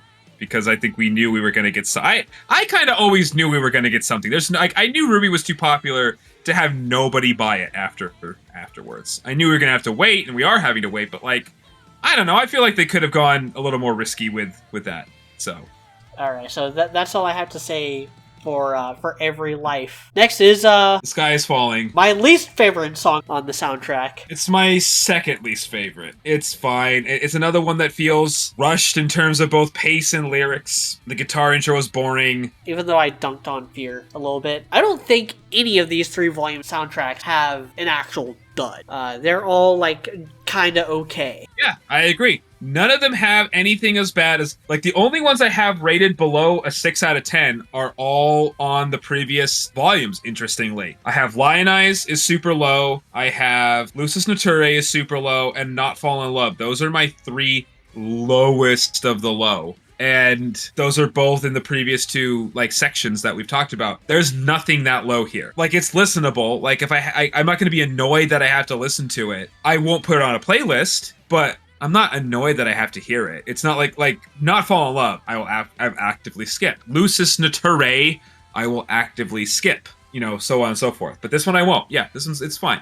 But it's not great. Like, I don't really have anything to even say about it. This is one of those, like, shit sucks songs. It is very similar to, like, When It Falls, but it's way more boring. This is kind of just butt rock. There's not really anything interesting other than, like, I think there's a reference to Trust Love, whatever. And Touch the Sky, I think. Like, I think this is supposed to be the counter to Touch the Sky. I think that's how it was kind of originally envisioned. You know, Touch the Sky was, I think, the second track on Volume 7. This is the second track on Volume 8. Touch the Sky is like, wow, you know, things are looking up. Things are finally, like, turning around. We're having a good time. Having a good time. Having a good time. Having a good time. And then this is like, the sky is falling. Shit sucks. Oscar's been captured by some weird-ass talking Grim. Ren is being emo about it. Jean is the only person with any sense in this party. Yang is being a bitch for no reason. And, yeah. I don't even have anything more to say on this. Do you want to just move on to the next one? The next one is my least favorite on the volume, and that is Be Strong and Hit Stuff. And again, it does not have anything to do with the fact that this is from the part of the volume that I hate the most, and that it ruins Nora's character. Lyrically, it technically fits with that. It is a little generic. It's not as specific as Boop is. It's not as specific as a lot of other, you know, really good songs. It's not just this one. Like, you know, the lyrics on Armed and Ready, like Morning Follows Night, even Let's Get Real. There's a bunch of others, like The Rising, For Every Life. A lot of those songs, All That Matters, have much better lyrics than this one. But more than that, it's really just that the music's not very good on this one. This one, it was obvious that it was going to be that subject. Even from the beginning, I couldn't avoid that. Like, it's very obvious that was, like, the title is too on the nose. So I couldn't avoid knowing what it was about to try to judge it completely independently. But I just feel like when I'm listening to this song, like, just musically, it's not that good. The verse lyrics, like when Casey's singing, it sounds rushed. It doesn't sound comfortable. It doesn't sound good. The lyrics are fine, given what Jeff was given to work with. I'm not even complaining about the lyrics. They're not the best, but they're not the worst. The chorus isn't really catchy enough for me. Like, is nothing that's distinctive. The end of the chorus is probably the best part. Like the be strong and hit stuff. Like, I can't sing it right, but like that part is pretty decent. Like, again, the end of Jeff's choruses are usually the strongest parts of his choruses. That is the case here. And there are some more generic lyrics. Like, again, if you're gonna be really specific to what's going on with Nora here, then fine, go with that. I can judge it just off of that. But like, there's things like, there's really generic shit, like they reference mistakes and regrets that we've never heard from Nora. And the thing is, even in the actual show, Nora doesn't mention any mistakes or regrets, does she? Like, that's not a thing. Even in all the dumb shit she says, she doesn't say anything that stupid. So, like, this is actually kind of worse than even what we get in the actual show. Because, like, she doesn't reference any of that, so I don't know why that shit's there. It's almost like they're scared that they're flanderizing their characters, and they're not. Much like Nora herself. I don't think the writers are giving themselves enough credit here. With Nora's character in particular. Yes, well, yeah, that was my biggest problem, right? Like, they felt like they needed to give her this arc because she wasn't independent enough as a character, which is fucking bullshit because she was the one defining the relationship between herself and Ren. And that Monty and Jeff interview proved that even further, because the whole thing was like, they were supposed to stay in the background. Monty, who voices Ren, literally said, I don't care about Ren. Nora was the breakout character between the two. Nora was the reason they got a love story. Nora was the popular one. Nora's the one with the songs. All the songs about Nora are from Nora's point of view, right? She is clearly the lead character there. She clearly has more personality. She's clearly more popular as a character. She's clearly more independent. Like, there is no scene in RWBY, the whole show, where Nora needs Ren's opinion on anything, where she barely ever asks Ren's opinion on anything. She is completely her own person. And the fact that the writers felt like they needed to try to make her more independent in terms of their relationship actually made her rely on him more, because we didn't see her as that tied to him. And now they're like, oh, she's that tied to him. So now she has to break. I was like, wait, she sees herself as that stuck in Ren's shadow, but we didn't see her that way. That's weird. That doesn't make sense. So yes, is that kind of what you're referring to? Because that's the issue for me. Regardless of the ship, it's a disservice to Nora's own independent character. And they were trying to make her more independent. They just did a worse job of it. And also, why the fuck have one of them end up in the ever after, you dumb fucking idiots. But yeah, no, the song's just not that great. I do like the ending, though. That is the thing I like a lot. The ending is really cool, and it gets like darker and much heavier and kind of more cinematic than the rest of the song. I think that's kind of cool. But yeah, like I'm a Bumblebee shipper, and I love like Morning Follows Night. I don't like Arcos, and I love Dream Come True. So please don't judge this as like, oh, me being mad because it's the part of Nora I don't like. It's just not a very good song musically and even lyrically. Like Jeff adds some stuff that is actually worse than is even in the show. So, I completely agree with the whole. They think they're flanderizing Nora, but they're not, and that's bad writing. It's bad writing when you're not aware of how interesting your characters actually are. Now, like if you think they're more interesting, that's fine. That's just you kind of being your biggest fan, and you kind of have to do that when you're a writer. Otherwise, you leave plot lines by the wayside and skip out on potentially juicy things. But when you're not giving yourself enough credit, that's when the writing gets like really tedious and really bad, and your fans start to notice. That's when your fans start to pick up like, what? Actually, I would disagree with that. I think they can both be bad. Well, yeah. I think the biggest issue, it's what you think you're portraying to the audience isn't what the audience is receiving from you. And it can go either way, because the reason why I disagree with you is because they did think they were hot shit with Blake in volumes 4 and 5. They literally said Blake was the most mature character and she wasn't. They didn't realize that Blake describing everybody with one word was fucking retarded, and it was. That's fine for her to do that if the writers understand that that's dumb. And they didn't realize that it was dumb. Or at least they didn't portray to us, the audience, that they thought it was dumb. They didn't ever have Sun or anybody call, or even later, have Blake ever change her mind on that. That's not okay, because that's fucking stupid to describe any single person. If you think you could ever be okay with describing a character in a show with one word, you don't know how to write characters. That is shockingly dangerous and really, really fucking scary, just in terms of like writing in general, right? So in that sense, they thought too much of themselves with Blake, and that fucked them over. And then in volume 8, they thought too little of themselves with Nora, and that also fucked them up. Because in both cases, what they thought the audience was receiving was not what the audience was actually receiving. The audience was receiving a lot less from Blake than that they thought. The audience perceived Blake a lot more negatively than they thought, and the audience sympathized with Blake less than they thought. Versus with Nora, the audience liked Nora a lot more than they thought. They saw Nora as being more fun and at least a little bit more interesting than they thought, and not as like reliant on Ren. Yes, she loved Ren, but like all of that was her leading it. And Ren was only interesting because of her. For pretty much anybody, for most people at least. It was maybe because, some people just thought he was, the cute Asian guy with the long black hair. But other than that, I mean, canonically, Ren is probably the hottest guy. That's probably, or maybe him or Sun, whatever. But like, he's supposed, like, other than that, like, nobody thought of him as that interesting of a character. Nora was the more popular character. So, and for some reason, they missed that, even though Monty in volume 2 in this interview we're just talking about was literally just talking about how Miles and Carrie making her funny made her a breakout character. I don't know how they forgot that, but I guess they did. With both of those characters, it's more about like just a writer's not being on the same page as the audience. That is the biggest problem with any fiction. Right, move on to The Truth, which is barely a song. It's only 52 seconds long, which makes it by a country mile the shortest song on any of these soundtracks. I don't even like considering it a song because, like, I'm pretty sure Jean's little diddly that he does in Volume 2, which was not on the soundtrack, which is a goddamn shame. The Waishni, will you accompany me on the dance on Sunday? I'm pretty sure that lasts about the same amount of time as The Truth, but this is the best 52 seconds on any of these soundtracks. It's really good. I have it rated as like an 8.5 out of 10, and it's only because it's so short. Like, if it were longer, it would have been in the 90s at least. Like, it's great. It's really good. I really wanted a full song of this, but we didn't get it. It's just the bit that's in the episode.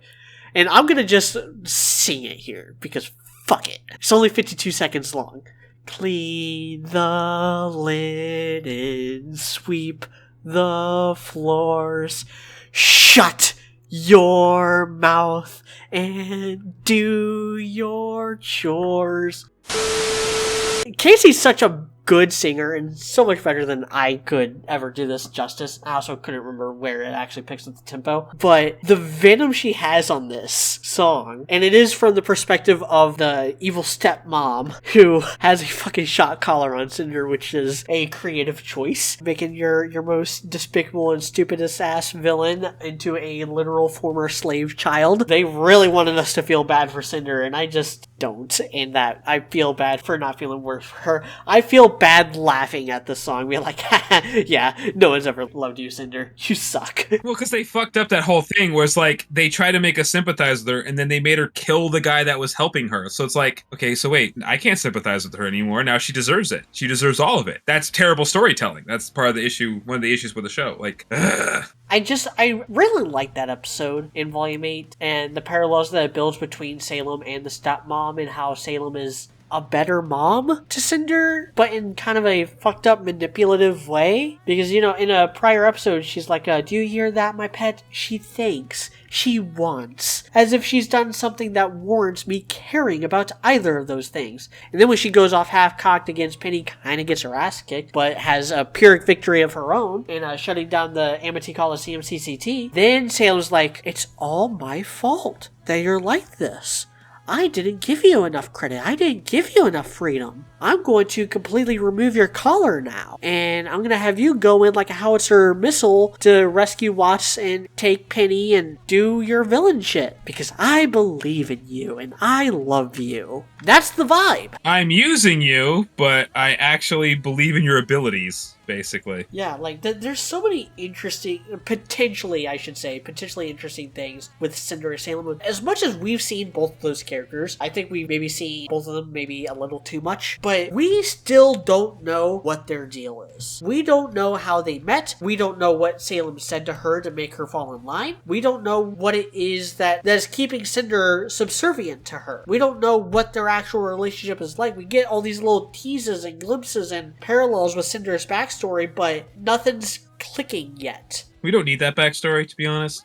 I think we need at least, like, what Cinder and Salem's deal was. I don't think we need anything else beyond that. And maybe this is just the My Hero Academia fan. As we are recording this, as I was eating dinner, I watched the new episode of My Hero Academia, and it's the one where Bakugo kills baby Hitler. It's the coughing bomb versus hydrogen baby. And the whole, like, all-for-one Shigaraki dynamic, I think, is fascinating. And that's kind of what I was hoping Salem and Cinder would end up being, and they just ended up not really being that, as far as we can tell. Maybe later, but probably not. So the next song, Treasure. Yeah, it's fine. It's All That Matters Part 2. But it's not anywhere near as good as All That Matters. Not even close. Like, musically, it's not as interesting as All That Matters. Lyrically, it's not as interesting as All That Matters. And also, the dynamic that they have in Volume 7 and 8 isn't as interesting as their dynamic in Volumes 5 and 6. Yes, true. I'm glad that they got over their hangups, and I'm glad that their conflict got resolved and stuff, but, like, you don't need to make a song about it. When I first listened to this song, I thought that it was Yang and RWBY. I thought it was Gold Part 2. And when I realized that it's not Gold Part 2, it's All That Matters Part 2, I got really fucking bummed out. Because, again, as we've kind of harped on throughout this whole, like, podcast series, Yang fucking sucks in Volume 8. Blake is such a better character than Yang in Volume 7, 8, and 9. Because, like, Yang's entire beef in Volume 8 is with RWBY. And having butting heads with RWBY, having conflict with RWBY, but then Blake is all that matters. Blake's the one she cares about. Blake's the one she's getting kind of huffy at,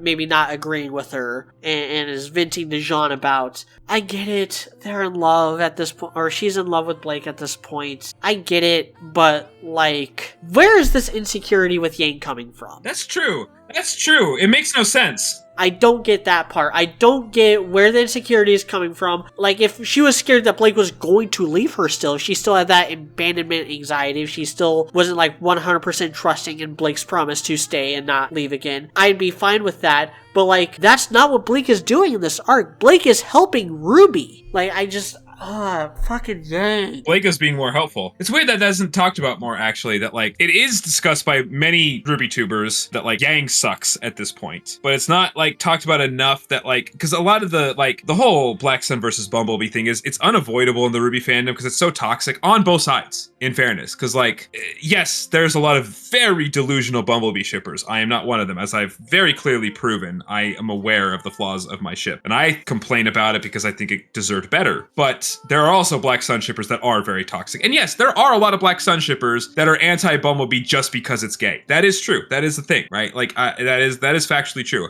I'm not saying all of them are like that, but that is true for a lot of them. People will, like, talk so much shit on both of them through this series, and I can't believe I'm defending Blake right now, but that's what I'm doing. Blake doesn't deserve the hate that she's getting for this set of volumes. Just Yang does. This is where, like, I get mad at RWBY fans, and I think they're dumb. A lot of them, not saying all of them, but a lot of them. No, mostly not the people that watch us, at least. Because they just lump them together. And yes, in a lot of ways, they are kind of lumped together, but not completely. They don't make the same decisions 100%. And it does make more sense for Blake to betray Ironwood to help, what's-her-face? The stupid... Robin Hill, yeah. It does kind of make sense for Blake to do that given her past. It makes a lot less sense for Yang to do it. And Yang is actually more gung-ho about than Blake. And that's weird. Like, I would understand if Blake did it. Does that make... You know what I mean? Like, that would make sense. But she's not as forward even as Yang even is. And that's weird. Like, why is... I guess some people talk about that, but then... A lot of people just jumble Blake and Yang together. It's like, oh, all they're doing is flirting the whole time. And even I've been guilty of saying that. But, like, yes, they do that a lot. But Yang actively makes more bad decisions and says dumber shit and is a worse sister, worse teammate, more of a hypocrite. All that shit versus Blake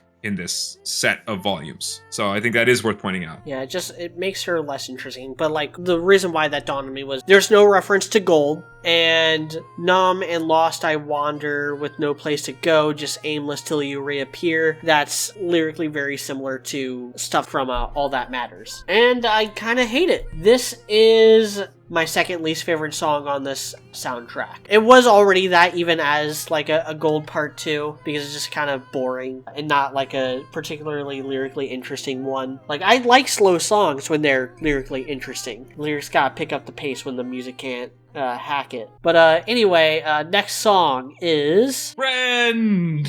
I have thoughts on this one. This one's an absolute fucking banger of a song. My favorite song from this volume. It's pretty high up there for my overall favorites. I fucking love the song. It's very interesting that, like, I do feel like, especially with this volume, like, these songs are mostly fine. Like, I think For Every Life is very good, but, like, Jeff didn't write that many songs for this one, and one of the ones that he wrote was very good, but it was very short. Jeff only has 5 full-length songs on this volume. That's it. So, like, he's kind of going out with a little bit of, like, a mumble. Like, he's going out, like, on a low note, honestly. So it's understandable why he kind of handed the reins over to Casey. But at least on a song level, canonically, this is the last Jeff Williams song, time-wise, in RWBY. And it's a fucking banger. So at least he goes on a high note. He goes out on a high note in terms of songs. And it has so many great Jeffisms. Because it starts out with a slow piano intro that sounds like nothing like the rest of the song, which he's very good at. And of course he does it here, and it works. He's got those really unique Jeff harmonies on the chorus again. Some of his best lyrics, actually. I think that the lyrics are super on the nose with this one. But they're super sweet. Like, I love some of the lines like attached but not by strings. A lot of the lyrics are very cheesy, but I feel like they work for Penny, and especially because they're actually tragic. I think that actually works more. I think it makes them feel a little less cheesy and awkward. Like, for example, like when you hear Casey say, "And is this what all the feels means?" Or, "Do hugs always make you feel this warm?" That line gutted me when I first heard this, because that's when I realized that this is a Penny song. There's so much emphasis on that line. Like, there's actually an explicit Pinocchio reference earlier on. Like, I heard a song once, it posed this point of view that wishes made on stars are likely to come true. When you wish upon a star. So apparently that song is also canon to RWBY.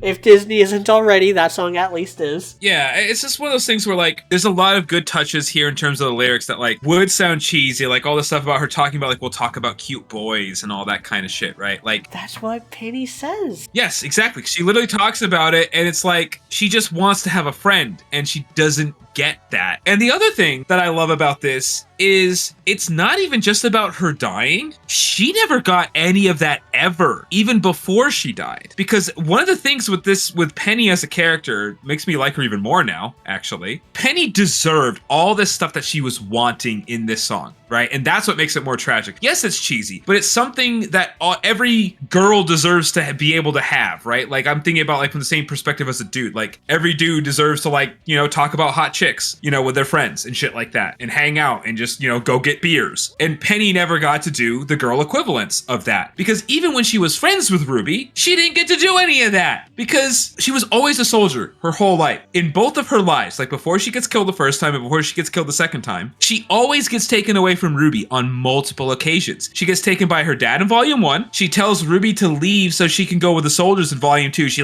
makes RWBY hide in the trash can, the dumpster. She tells RWBY to stay there. She gets pulled away by CL in Volume 3 when RWBY and her are trying to have like a conversation. You know, those two could have hung out all day after that, but CL's like, you know, tapping on her watch, like, let's go, you know, and so she can't go there. And then after that, she dies. And then during Volume 7 through 8, like, she gets called away from the tour in Volume 7, and then she gets corrupted by the virus in Volume 8, and they spend all their time trying to fix that. Then she gets turned to a real girl, and then she dies. So she never actually gets much time to really hang out with RWBY at all. And so, like, all the stuff she's talking about, all this cheesy shit that she's saying she wants in the song, the most tragic thing is not even that she got to have that for a little bit with RWBY and then died. She never got any of it. That fucking sucks. And actually, the tone of the song really fits with that, because it's like kind of hopeful, but also kind of negative at the same. It's a very bittersweet sounding song in terms of the sound and the melody and everything, and that fits with the lyrics as well. And God, the musically, the song is fucking fantastic. That riff, the do-do-do riff, is so goddamn good. Like, he repeats it ad nauseum in the song, and I still have not gotten sick of it yet. And it fits Penny really well. It's a very hopeful, but like kind of ends on a slightly lower note. Like, it's a perfect bittersweet little riff, and like almost like a leitmotif, but it's kind of too short to be that. It's hard to describe, but it sounds amazing, and it works so fucking well. Like, the song is like kind of hopeful, but not quite celebratory. It's, oh my God, I fucking love this song. It's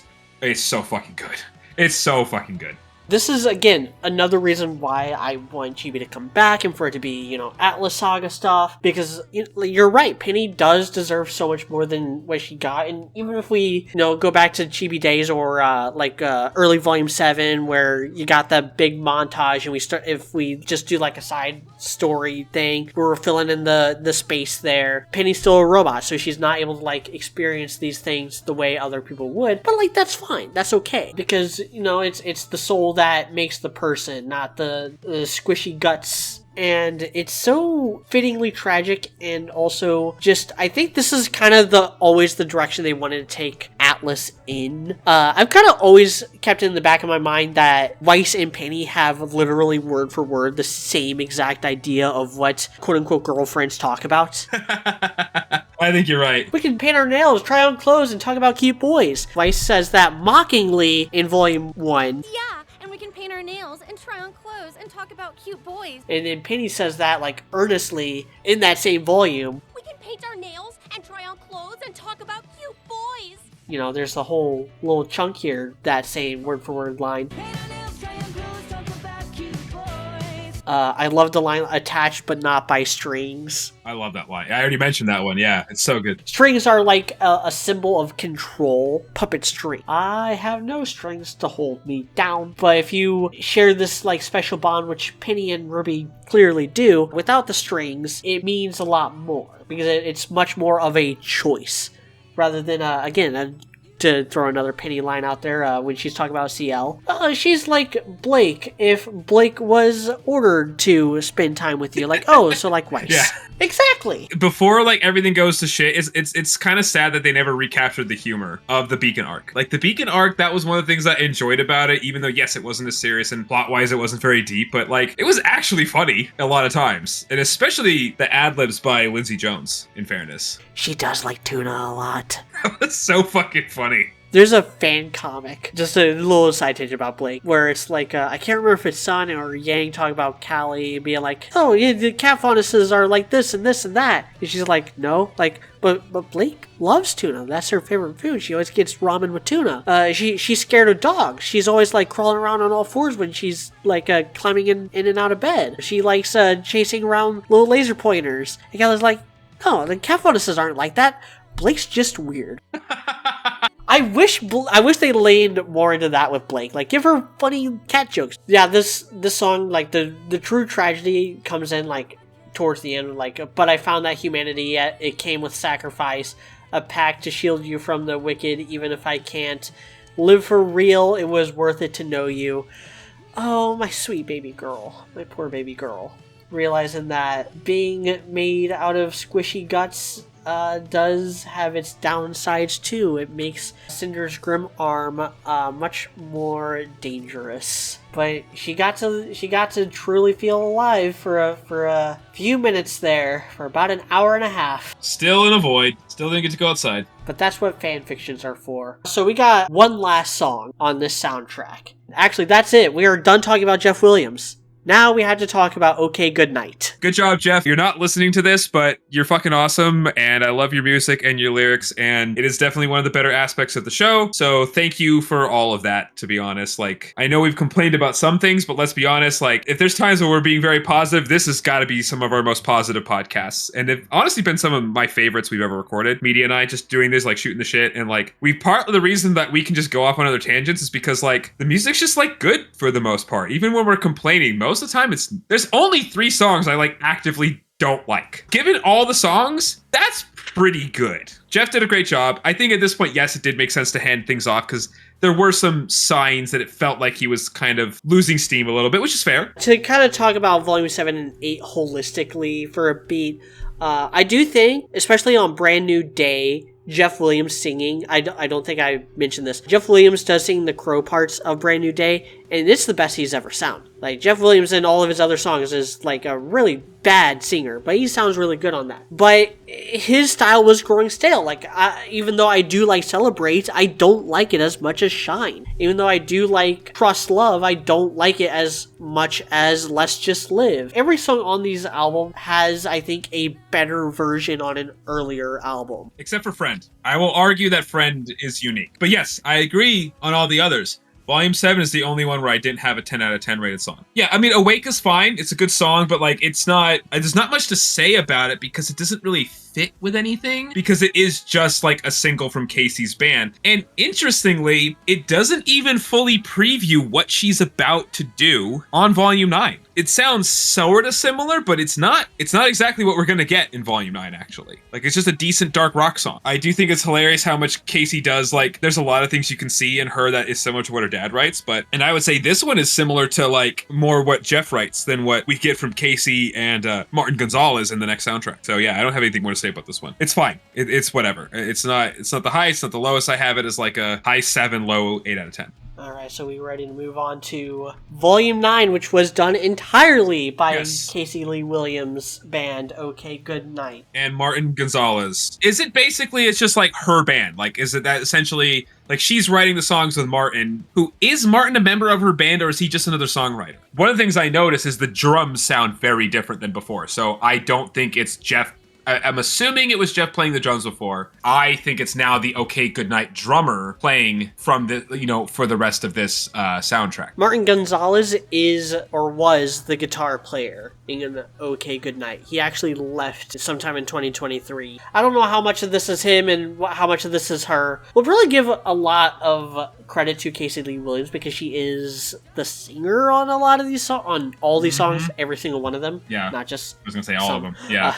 And she is kind of like the front of the band. But just know that any praise we give to Casey is extended to the other members of OK Goodnight and the other songwriters and featured artists and stuff. The drumming is way better on this. Like, you can tell, like, right away that there's better drumming on this album. Like, no offense to Jeff, like, it is very clear that, like, a drummer that is a first and foremost a drummer is playing on this album. Like the drums themselves also just recorded better. They sound better. All the instruments, like everything, like honestly sounds a bit better. Like the recording sounds better. I noticed that too. Okay, so I can't hide anymore. I fucking love this soundtrack. This is my favorite one. And by a pretty significant margin. I didn't even ask what Media thinks about this one yet. I've told him I think Media already knows that I fucking love Volume 9 soundtrack, but I fucking love Volume 9 soundtrack. I cannot praise Casey and Martin enough for this soundtrack. It does miss some variety in some ways compared to some of Jeff's other stuff. Like, I do love Volumes 2, 3, and 4 specifically for their variety, even though like Volume 3 I have rated kind of low because there's some duds,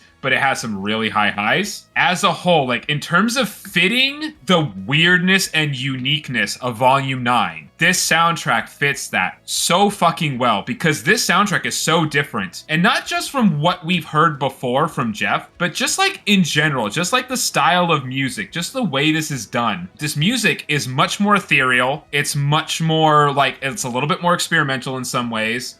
It is definitely weirder. There are definitely a couple of songs on here. It goes a lot, like there are some deep cuts with what they are pulling inspiration from. Apparently, Casey made a series of blog posts that are all like referenced in the wiki, which is what I'm looking at for lyrics. Every single song she lists like something she was listening to or trying to pull inspiration from. Just as an example, Inside, she was drawing inspiration from the Kill la Kill opening.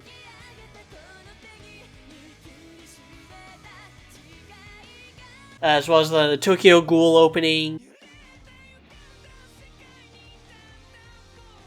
And it's really fucking cool that she actually did her anime homework. You know, like, I don't know how much of a fan she is of anime or not, right? But she at least did her fucking homework to, like, get inspiration from stuff like that. The thing is, like, as a whole, this is the most cohesive soundtrack. Yeah, it is very cohesive. Like it's still creative. It's still interesting. It's the most interesting of the soundtracks. Like stylistically, they get a lot of mileage out of the various ideas in Volume 9 thematically, but it's done in a way that is still cohesive. Like that's the thing about as much as I still want to praise Jeff for his diversity in genre, Neon being on the same soundtrack as When It Falls is kind of weird. Yes. Whereas with this one, you get genre diversity, but it fits, like they all sound like they're on the same soundtrack. Whereas, yes, I agree. I love Neon, but like as a whole, the Volume 3 soundtrack is not anywhere near as strong as this volume soundtrack. And so that's some of the greatness of this one. And I don't know how much of that is just Casey's and Martin's songwriting styles going along with what happens in this volume, but I don't care because it works. Because this is a weird, topsy-turvy, strange volume. RWBY is the most different she's ever been, but the soundtrack lines up with that. Lyrically, this is a very strong soundtrack. And there's less lyrics. Like, one of the things that's interesting is Casey does it and Martin do it in a different way than Jeff did. Whereas Jeff writes a lot of lyrics. There's not as many words in the soundtracks for, like, almost any of the songs. But they still capture everything that the characters are supposed to be going through and what we're supposed to be getting out of things. So, starting with Inside, this is my favorite opening. I'm sorry, I like this more than This Will Be the Day. I think it's a better song. First of all, the different time signatures that Casey and Martin use in some of these songs. Inside, for example, uses several different time signatures. The intro is in 15/16. I don't know if you noticed that, but it's in 15/16, which is a pretty rare time signature to use for most music. So you can tell somebody listens to Tool here. I'm not saying they're going as complex as Tool or Rush, but what 15/16 is, by the way, is a measure of 4, 3 measures of 4 and 1 measure of 3. So it's like you could think of 2 measures of 4 and then it goes into 7. So that's what the intro is in. And then there is the verses, I believe, are in 4. The pre-chorus is in 7, and then it goes back to 4 for the chorus, and then back to 15 for the interlude and the intro riff.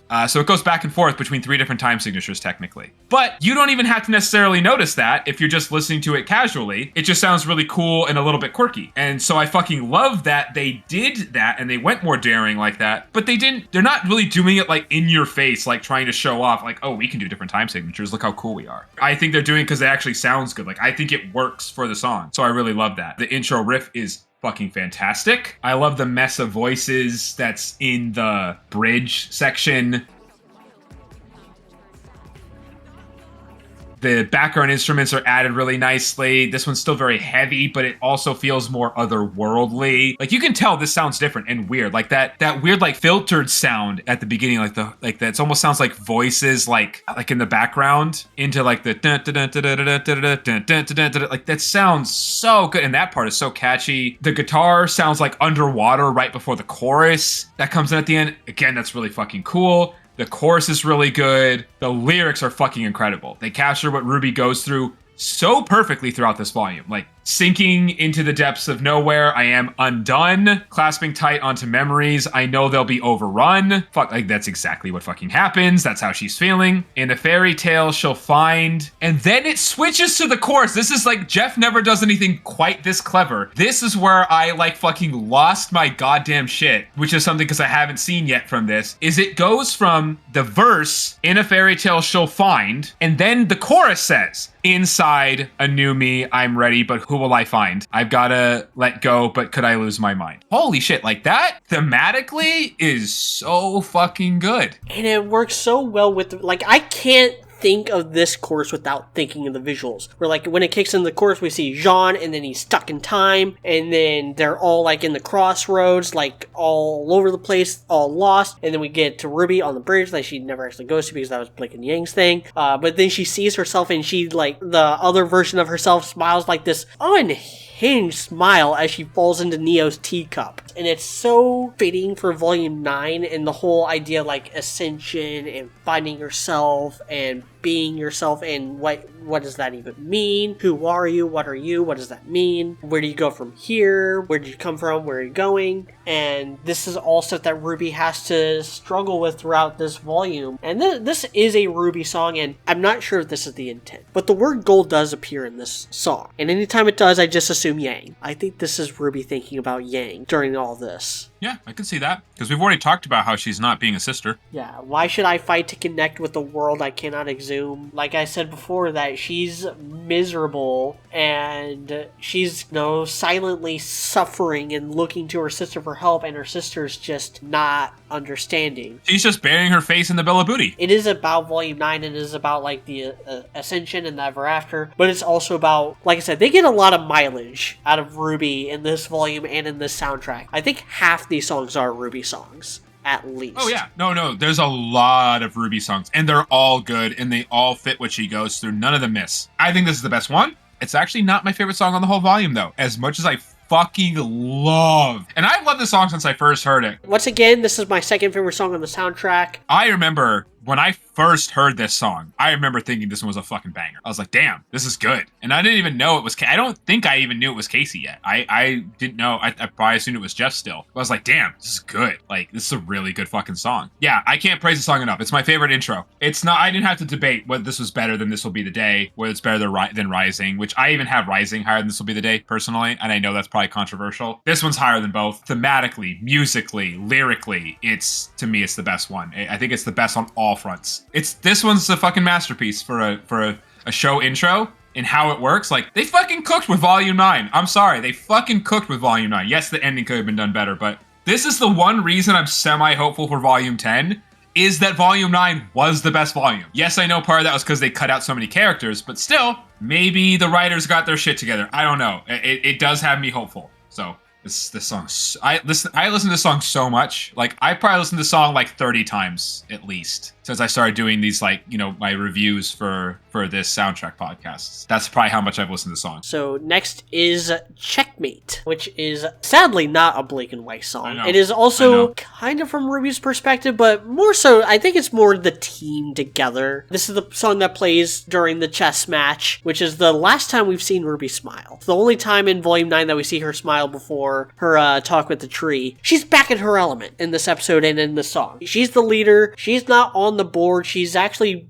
playing more of an Ozpin role, with Weiss, Blake, and Yang being her prize pieces, the only pieces worth a damn. It's way better when we don't have Ozpin and RWBY is the one. Could you imagine if they fucking brought Oscarpin down here and he was the one? Oh, I would hate it so much. I love the song. The main reason why I don't think it's from RWBY's perspective is it does say, especially when it's a girl kicking your ass. RWBY would never say that. RWBY does not curse. RWBY literally says in this episode, like, kick their wooden butts. kicking your ass is a much more of a Yang thing. That's what all her songs are about. And then, of course, with it being called Checkmate, that's like the Weiss Blake team combo name. So, like I said, like this is a Team RWBY song more than any individual character. And it's awesome. Like, musically, it's really good, and it's very creative. It's super jazzy. It's like a jazz pop track, like dance track almost, but also a battle song at the same time. And it fucking works, man. It's so jazzy, and the rhythm's like the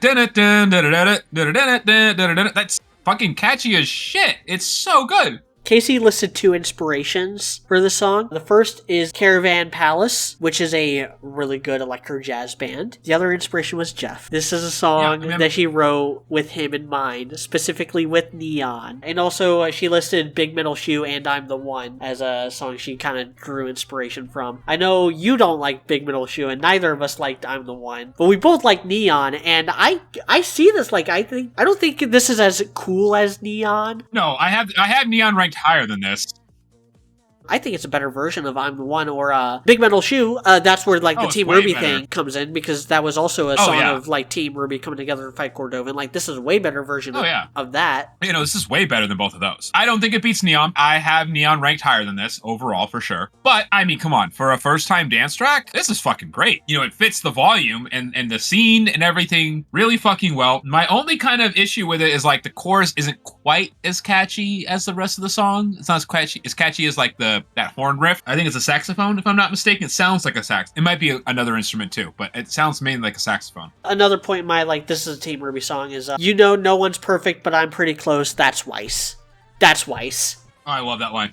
I love that line. I love that. There's so many good lines too. I'm not perfect, but I'm still leagues better than you. I also like who's your king of the castle now. It's a common response for your hands to shake, especially when it's a girl kicking your ass. That definitely sounds like something Yang would say. You know no one's perfect, but I'm pretty close is great. I mean, there's a lot of like little clever... I liked a lot of the lines in here. You should have seen your face, a right disgrace when I came through that door. Would you die under the spotlight just to hear the applause? And I also love how she constantly repeats the whole, are you the queen or are you the pawn? And then like another line, like it keeps repeating back and forth. I think that's very clever. That part I think is RWBY talking to herself. Yes. Because the rest of the song is like directed towards the Red Prince / Red King. But are you the queen or are you the pawn is kind of RWBY still not, even though she's in a much better place in this like very brief moment. Everything else surrounding volumes 8 and 9 is still there, and she's still having these doubts and stuff. So like again, like it's just such a thematically consistent album. Even in its most upbeat stuff, there's still that little inkling like RWBY's not okay. Even though the genre-wise is very different than the previous song, it still feels like it fits. It still has like a similar, I can't describe it exactly, but I feel like compared to the, you know, when Jeff puts a pop song on, it sounds like a bigger departure, and this doesn't. This feels like it actually belongs, like this doesn't feel out of place after Inside, right? That's to me at least. Like all these songs are a bit darker. None of them are super like happy and bright, but I don't have a problem with it because they still have different, like they all have different genre touches to them. And I think that really helps. I do have this one. This one actually, as much as I love this one, it's only my 4th favorite on this volume, but it's still higher than like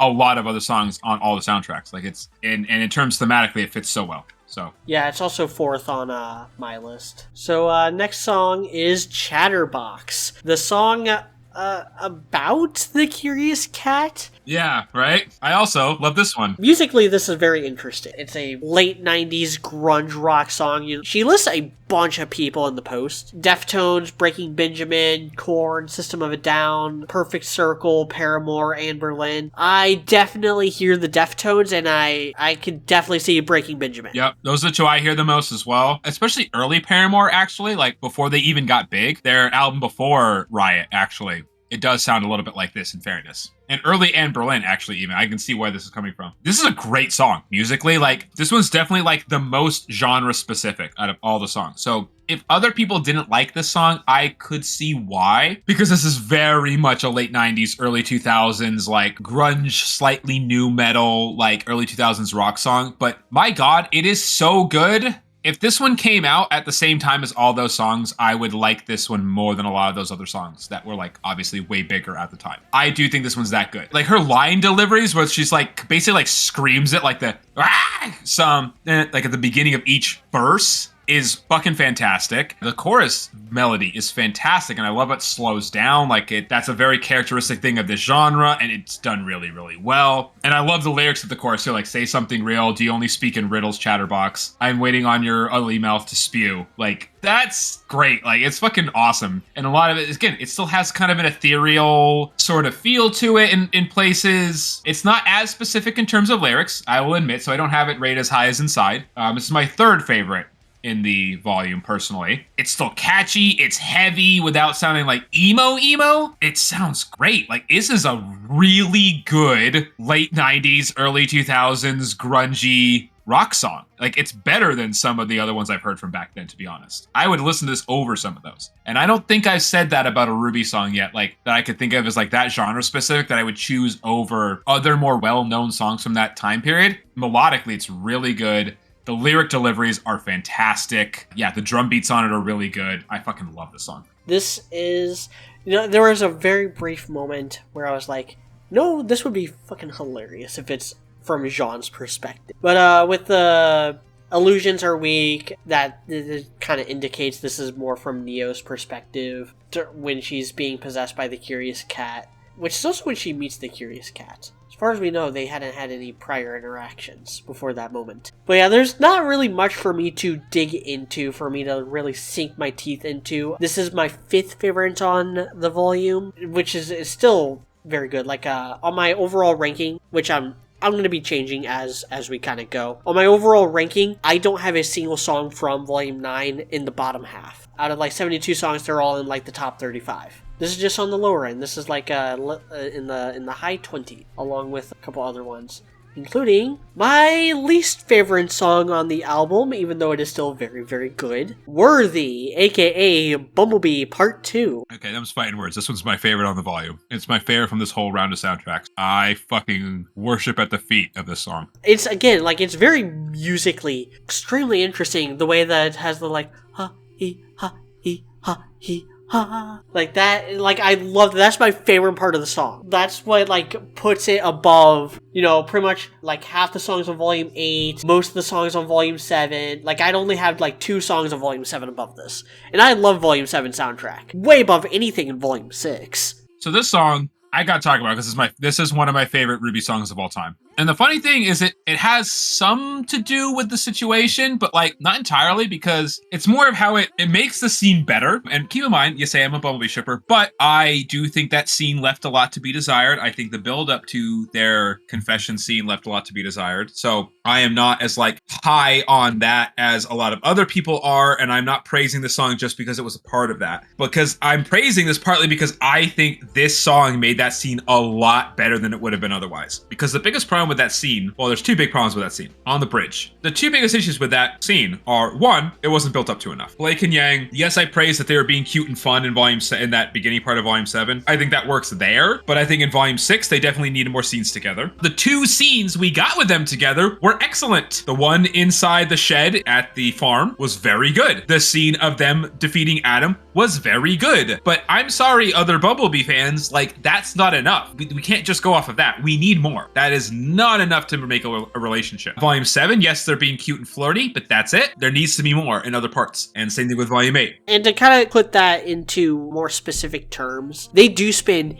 a gross amount of time together in Volume 7. It's stagnant, though, and the angst is one-sided. Like, Yang is the only one who's, like, actually hung up on all this bullshit. Like, yeah. We don't get any indication of Blake falling in love. We never get any hint that Blake feels the same. Like, I was convinced as early as Volume 2 that Yang was pining for Blake, and that Blake did not feel the same. That's what I thought was going on as early on as Volume 2, and the more we got with Volume 4, the more that seemed to be the case, where Yang is, like, super hung up on Blake leaving her, and she's just absolutely devastated and heartbroken. Like, she feels so much worse about that than anything that happened to, like, Penny or Pyrrha, or what Ruby's going through, or Weiss being taken away. She's all hung up on Blake, and Blake is, like, guilty about leaving Yang, but only insofar as she's guilty about leaving, period.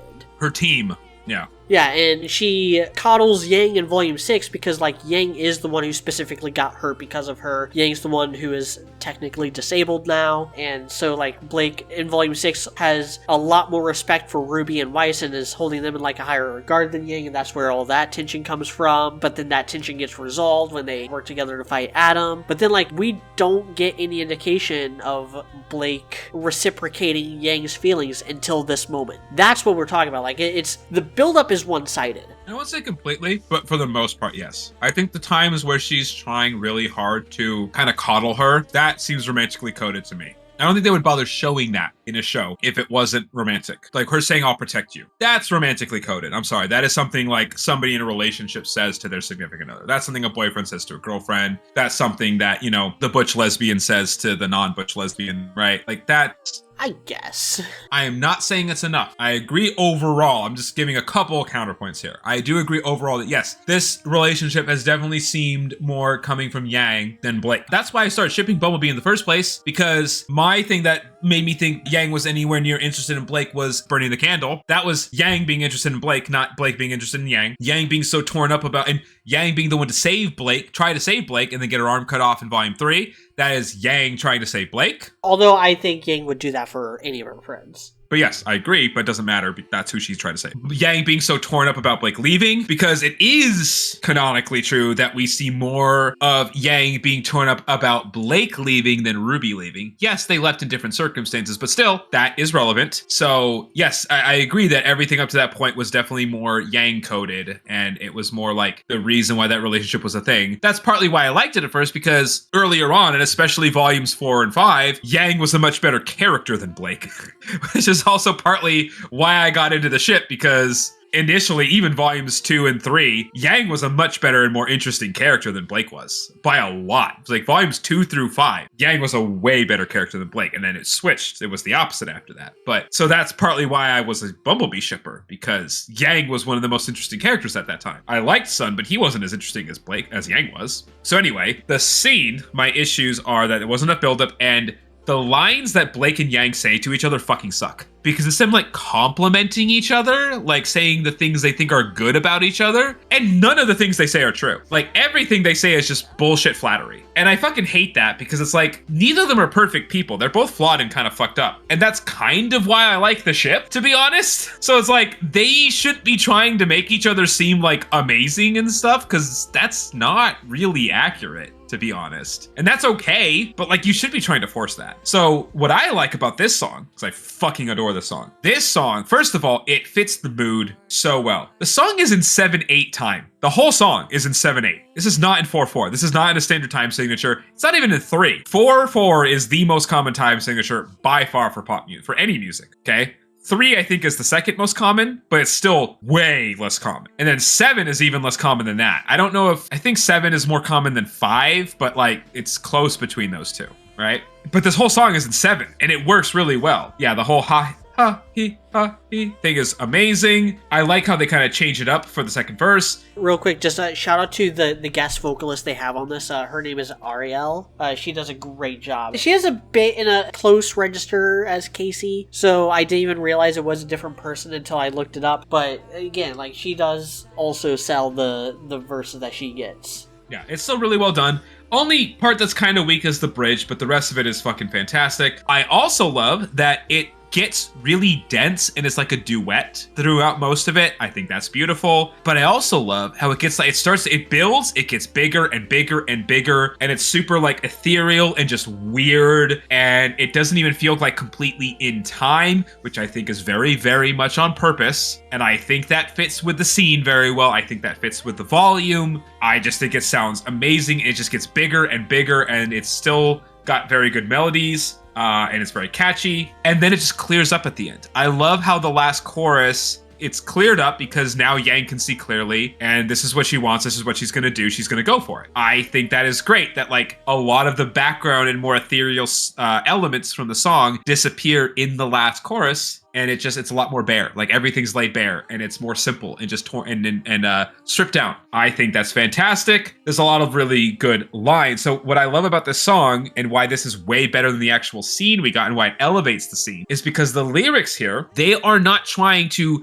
have Blake and Yang compliment each other or talk about their journey. This song, if you listen to the lyrics, you read the lyrics, it is just about the feeling of falling in love. And that is way more poignant and beautiful, especially with a couple that really hasn't gotten the development that they deserve. So this is the better way to go. Some of the lines that really work really well is when it stops as a tacit, it goes, hands down, heart wide. I think that works very well. Unguarded, I surrender to a softer side. Never was given a love like this. A parachute falling with no fear of hitting the ground. Like, literally falling in love, like, and feeling like you can actually jump into love without being as afraid anymore. And being worthy of it, which is where the title comes in. And I think that is the more Blake side of this equation, which again, we need more of in the actual show because like they pay lip service to it in Volume 4. Her arc in Volume 4 was basically supposed to be realizing that, hey, she has people that loves her and are willing to fight for her. And not just willing to fight for her, but are going to fight for her whether she wants them to or not. That is what Sun tells her. That is why she realizes more and more when her father completely forgives her for all the terrible things she said and done. And then we see that again with like more so RWBY and Weiss, how they just instantly accept that she's back. Yang is a little more hesitant. You know, that's a given and that's understandable because Yang was hurt a lot more. I don't remember what the timeline was on that, whether Blake ran away first or if Weiss was taken away first. Weiss doesn't address it until the episode where she talks with Yang. That's the first time that she talks about Blake. And this whole, like, trying to become worthy of that love, which also kind of parallels RWBY a little bit. Again, I kind of wish Blake and RWBY had more to do because there's actually a lot of overlap there character-wise that's been there from the very beginning, even disregarding the song, like just the fact that they both like books. It's the most underdeveloped dynamic within the team is RWBY and Blake, but like this theme of being worthy, what does that mean? And this also parallels Cinder. This is a big part of Watts' speech, like you can't just be wanting, you have to be worthy. You can't just want love, you have to earn it. You have to be worth loving. Which is maybe not the healthiest way to look at it, but it's true. Yeah, it's kind of true, yeah. You can't be a complete fuck up. Like, you can't be entitled. You don't deserve anything in life. Life doesn't owe you anything. There's a difference between, like, being a lazy or bad, spouse versus, in The Wind Rising, sorry, spoilers, but Jiro's wife in The Wind Rising has tuberculosis, and she dies fairly young. And she has tuberculosis when he meets her, and she has tuberculosis when he gets engaged, when he says he wants to marry her, and while she's his wife the whole time. She is not unworthy of love because that's out of her fucking control. And she's still like a wonderful person, very sweet, artistic, very loving. And he is willing to take on that burden because he loves her. And she is still worthy of love. There's a difference between that and then cheating on your spouse. That's way worse. That makes you unworthy. There's a big difference, right? Blake is not unworthy of love because Adam cut Yang's arm off, right? Because that's not directly Blake's fault. Right? And that's why Yang doesn't blame her for that. But Blake is more, not that, again, Yang's the one who feels unworthy, but still, Blake is a little more unworthy of love because she ran away afterwards and without giving an explanation. And that's the thing they have to overcome, which they don't do enough of explaining throughout the show. But again, this song does a better job of doesn't even really, what I like about the song is it doesn't bother explaining any of that. It's just like, look, I'm falling in love. This is what it feels like.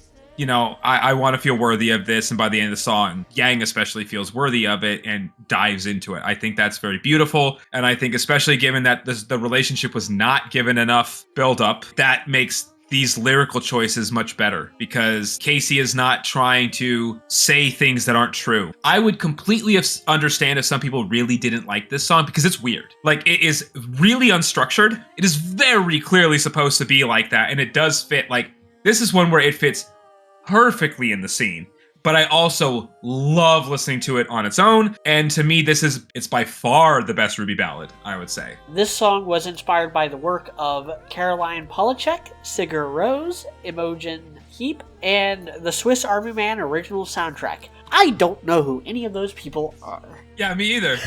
Hey, whatever, it worked.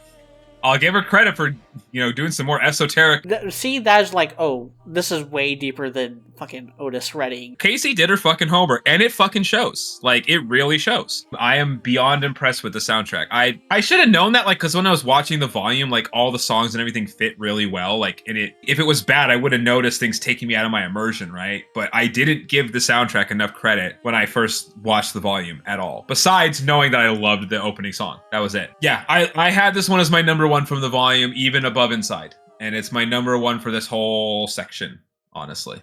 Time for my favorite song on the volume, Trapdoor. That's a good one. The RWBY crash out song. It's not stylistically her crash out, but this is the build up to it. This is what plays during the Jabberwocker clone attack, when she has all the PTSD nightmares and is completely like deer in the headlights, shocked, while everyone is fighting for their lives. And it's something that had been building since the beginning of this volume, and then starting to blossom when she saw Yang and Blake kissing and saw them all flirting while she's miserable, and then seeing them able to fight these guys who are like really powerful. Probably, we don't really know how the Jabberwocker stacks up against like Grimm, but I imagine Jabberwocker's way stronger than most of the Grimm we've seen. You don't need me anymore. No, you don't need me anymore. I try my best to leave the floor, but I can't get past the door.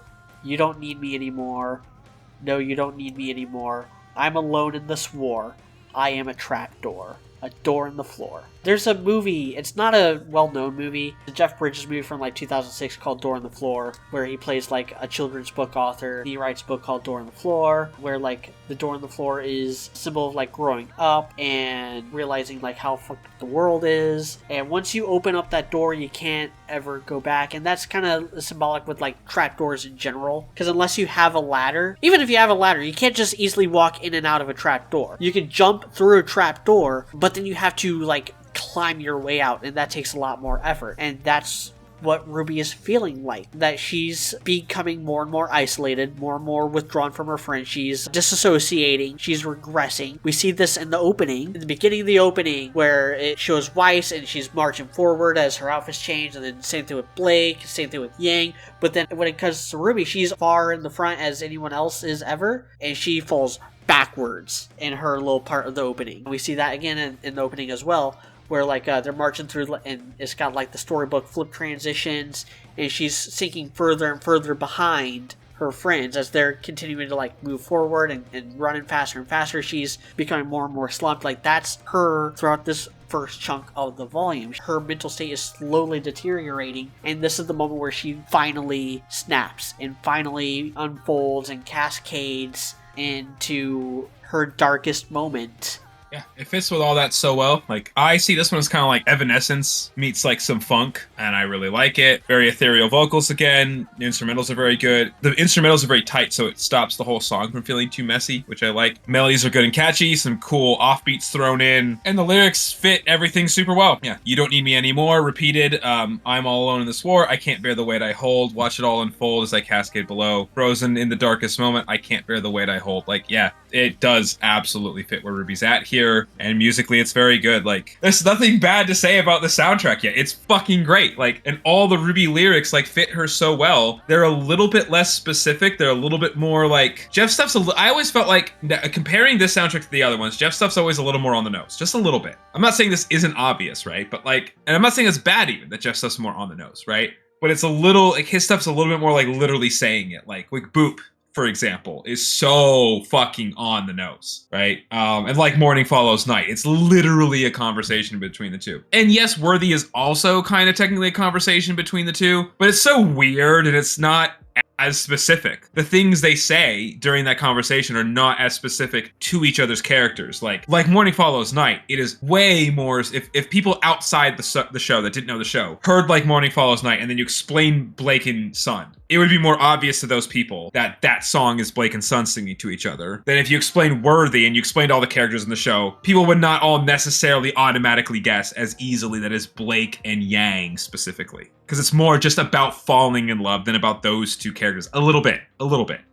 And I kind of like that about Casey's stuff, where it's just slightly slightly less on the nose, in my opinion. If you disagree, I could kind of see that. But she has less lyrics, I think, is part of it. So she's kind of saying more with less. Like you could like there's more stuff that's repeated. Well, again, like that's all part of the spiraling into madness that RWBY is going through in this. Yeah, exactly. No, I'm saying it's a good thing. Like I'm definitely not trying to diss the fact that there's more stuff repeated. We both talked about the closest thing the song has to a chorus, but we didn't mention the fact that like the "No, you don't need me anymore." That's like her friends reaching out to her and her jerking away like she does with Jean when Jean tries to hand her weapon again. I know you don't care about this place or about the people pleasers, but you could at least help your friends.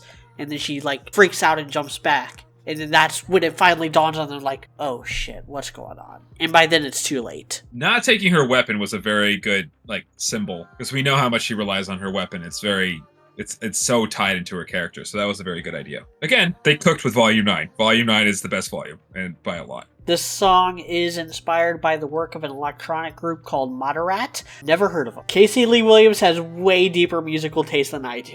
Not that I have deep musical taste at all, but I'm kind of a normie.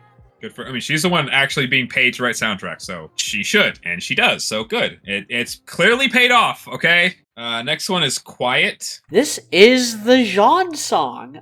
This plays when the Paper Pleasers are reborn as the Genial Gems, and he finally like realizes that he was holding them back. That Ascension isn't death, which I wish more people understood. I wish more people were actually paying attention to that scene. What are people criticizing about it? We talked about this before. They think that is a bad show because they think it promotes suicide when it doesn't. That's so stupid. What's so weird about suicide now, honestly? Like, you just, like, can't even talk about it. This song was also inspired by Caroline Polachek and Sigur Rós. Stylistically, this and Worthy are the most similar, in fairness. I don't like this one quite as much. I like Worthy a lot more, but this one's still very good. Another odd time signature, slightly. It's in 3 or 6. I can never tell the difference between 3 and 6, to be honest. I don't know why. I used to be like a semi-professional musician, and I could never, like, I could read. It's basically the same thing, essentially. It's like saying like 4 versus 8, technically. But like in music, nobody ever says 8. Everything's in 4. And then for some reason in music, you can do 3 or in 6. I think 6 is like more like double time or something, but either way, I think that's the different, whatever. It's not in 4/4. It's in a more swing kind of. 3 always kind of has a more like slightly swing-ish, or like almost more like a round, because instead of 1, 2, 3, 4, 1, 2, 3, 4. It's almost like 1, 2, 3, 4, 5, 6, 1, 2, 3, 4, 5, 6, or 1, 2, 3, 1, 2, 3, 1, 2, 3, 1, 2, 3. It's got a more swinging kind of feel. The one beat always hits harder, I feel like. So I like that. Again, it's kind of cool that they have that. I like the clock ticking in the background for a lot of it. That's what helped put it a couple notches above some of these other songs, was just that as a motif throughout the whole song. Yeah, I think the second verse is a little weaker. It just slows down a little too much and not as interesting, but the rest of it is really good. The main riff is actually quite catchy, in fairness. Again, still very ethereal. That is like the way I'm describing this volume, but it really is, and it fits the story, and it fits the volume itself. So the music being more ethereal and kind of weird, that works. That makes sense. I also like some of the lines like, so tired I'm sleepless and haunted by you. I think that's probably referring to Penny. Honestly, all of the lyrics are really quite good in this one, again. I had to come out to bat for this song. I don't know what the general discourse surrounding the song is. I don't actually know what the general discourse surrounding Volume 9 soundtrack is at all. I just don't hear anybody in the RWBY community really talking about it compared to prior volume. I love this song. This is my third favorite on the volume. And a lot of it's because Jean is my third favorite character in the series, and this is his song, and this is everything I love about Jean in Volume 9. In the same way that Trapdoor is everything I love about RWBY in Volume 9, the way she is written in Volume 9. This is everything I love about the way they handle Jean, the years of isolation. And like, one thing I don't think we give enough credit for to the writers is the fact he's hung up on Penny. Because yes, he lost Pyrrha earlier on, and that was like the first really bad thing to happen to him, and we had several funeral ballads for that. We had Cold, we had Forever Fall. He's over that. He found his closure, he moved on, he got a haircut, he had a brand new day as well. He had fun in Atlas, he got hit on by all the thirsty moms. Weiss is finally willing to go to the movies with him. Things are looking up for Jean, and all he has to do is keep improving and learn more about his semblance and how to master it. He's well on his way to becoming like an actual badass huntsman, and then he gets put in a situation where he has to do something horrible. Something he knows is going to break RWBY's heart if she were to ever find out that he had to do that. And he does. And she does. And their relationship will never be the same again. When Penny was on death's door, RWBY, Blake, and Yang had already fallen into the ever after. Weiss was the only one left out of Team RWBY. In fact, I think it was just Weiss left who was fighting Cinder and trying to hold Cinder off, which meant that Jean was the only one who could end Penny's life and make sure that the Maiden Powers go to someone more worthy of it, to go to Winter. And no matter where Jean's at, whether he stayed in the Ever After, whether he's Jean Arc, lovable loser, stuck in a tree while his friends fight for their lives, or the Rusted Knight, thirst trap for Atlas women for generations, he has to live with that. No matter what happens with Salem, no matter where the plot goes from here, he has to live with the fact that he's the reason Penny will never experience all those things, and the reason why Penny and RWBY can't share those moments together. And this is a song about how he has to live with that for decades, years, and years, and years, waiting and waiting for the day Team RWBY comes in and time can finally start moving for him again. I mean, thematically, it is a very powerful song. I mean, a lot of them here in this volume. I think that's part of it is like, I think Volume 9 is helped by the soundtrack, but I also think the soundtrack is helped by how good Volume 9 is. I think we can say both those things can be true. I just think musically, this is probably the strongest and most consistent one, though, in fairness. And like how the songs are the best theme. But like, yeah, this one fits with that too. Like I said, like, I think Casey's lyrics are slightly less on the nose, a little more traditional songwriter-y. Like, I get the gist of what Jean is feeling here more than I'm getting into exact specifics like I do with Jeff's lyrics. I'm not saying that's better or worse, but I do think at the very least that this style fits better for this volume than being as overly specific as Jeff is. I think especially for the early volumes, Jeff's style definitely worked better. Yeah, it's a beautiful song. Like, these songs are beautiful. This one, to me, is not as strong musically as some of the other ones, but it's still, I gave it over a 9 out of 10. It's still really high. You know what I mean? Like, there's, like, it's still very good. That's the thing. Like, it's so hard to complain about any of these. So, are we ready for Guide My Way, aka Red Like Roses Part 3? The weakest of the Red Like Roses trilogy, still a damn good song. It just has tough competition there. It is worthy of being part of the Red Like Roses trilogy. I will say that. And apparently it wasn't originally going to be. She had like the first verse and stuff, but then she saw an image, a little clip or a pre-production or something of RWBY grabbing Crescent Rose as she ascends. And then that's when she completely changed the direction of the song and made it into a Red Like Roses Part 3. Interesting. That's cool. It makes sense, honestly, in fairness, like where they put it. Like, again, I don't like how quickly RWBY went through her improvement, basically. But, I mean, given that happened, this song works for that. You know, I can't complain about that, at least. My kind of only issues with the song are the chorus is way too short. I do think the chorus melody is very good, but it's too short. I do like how it integrates the Red Like Roses theme and then like kind of cuts off too. Like, I like how it doesn't finish the whole thought. I think that's nice. I think that makes sense for this. My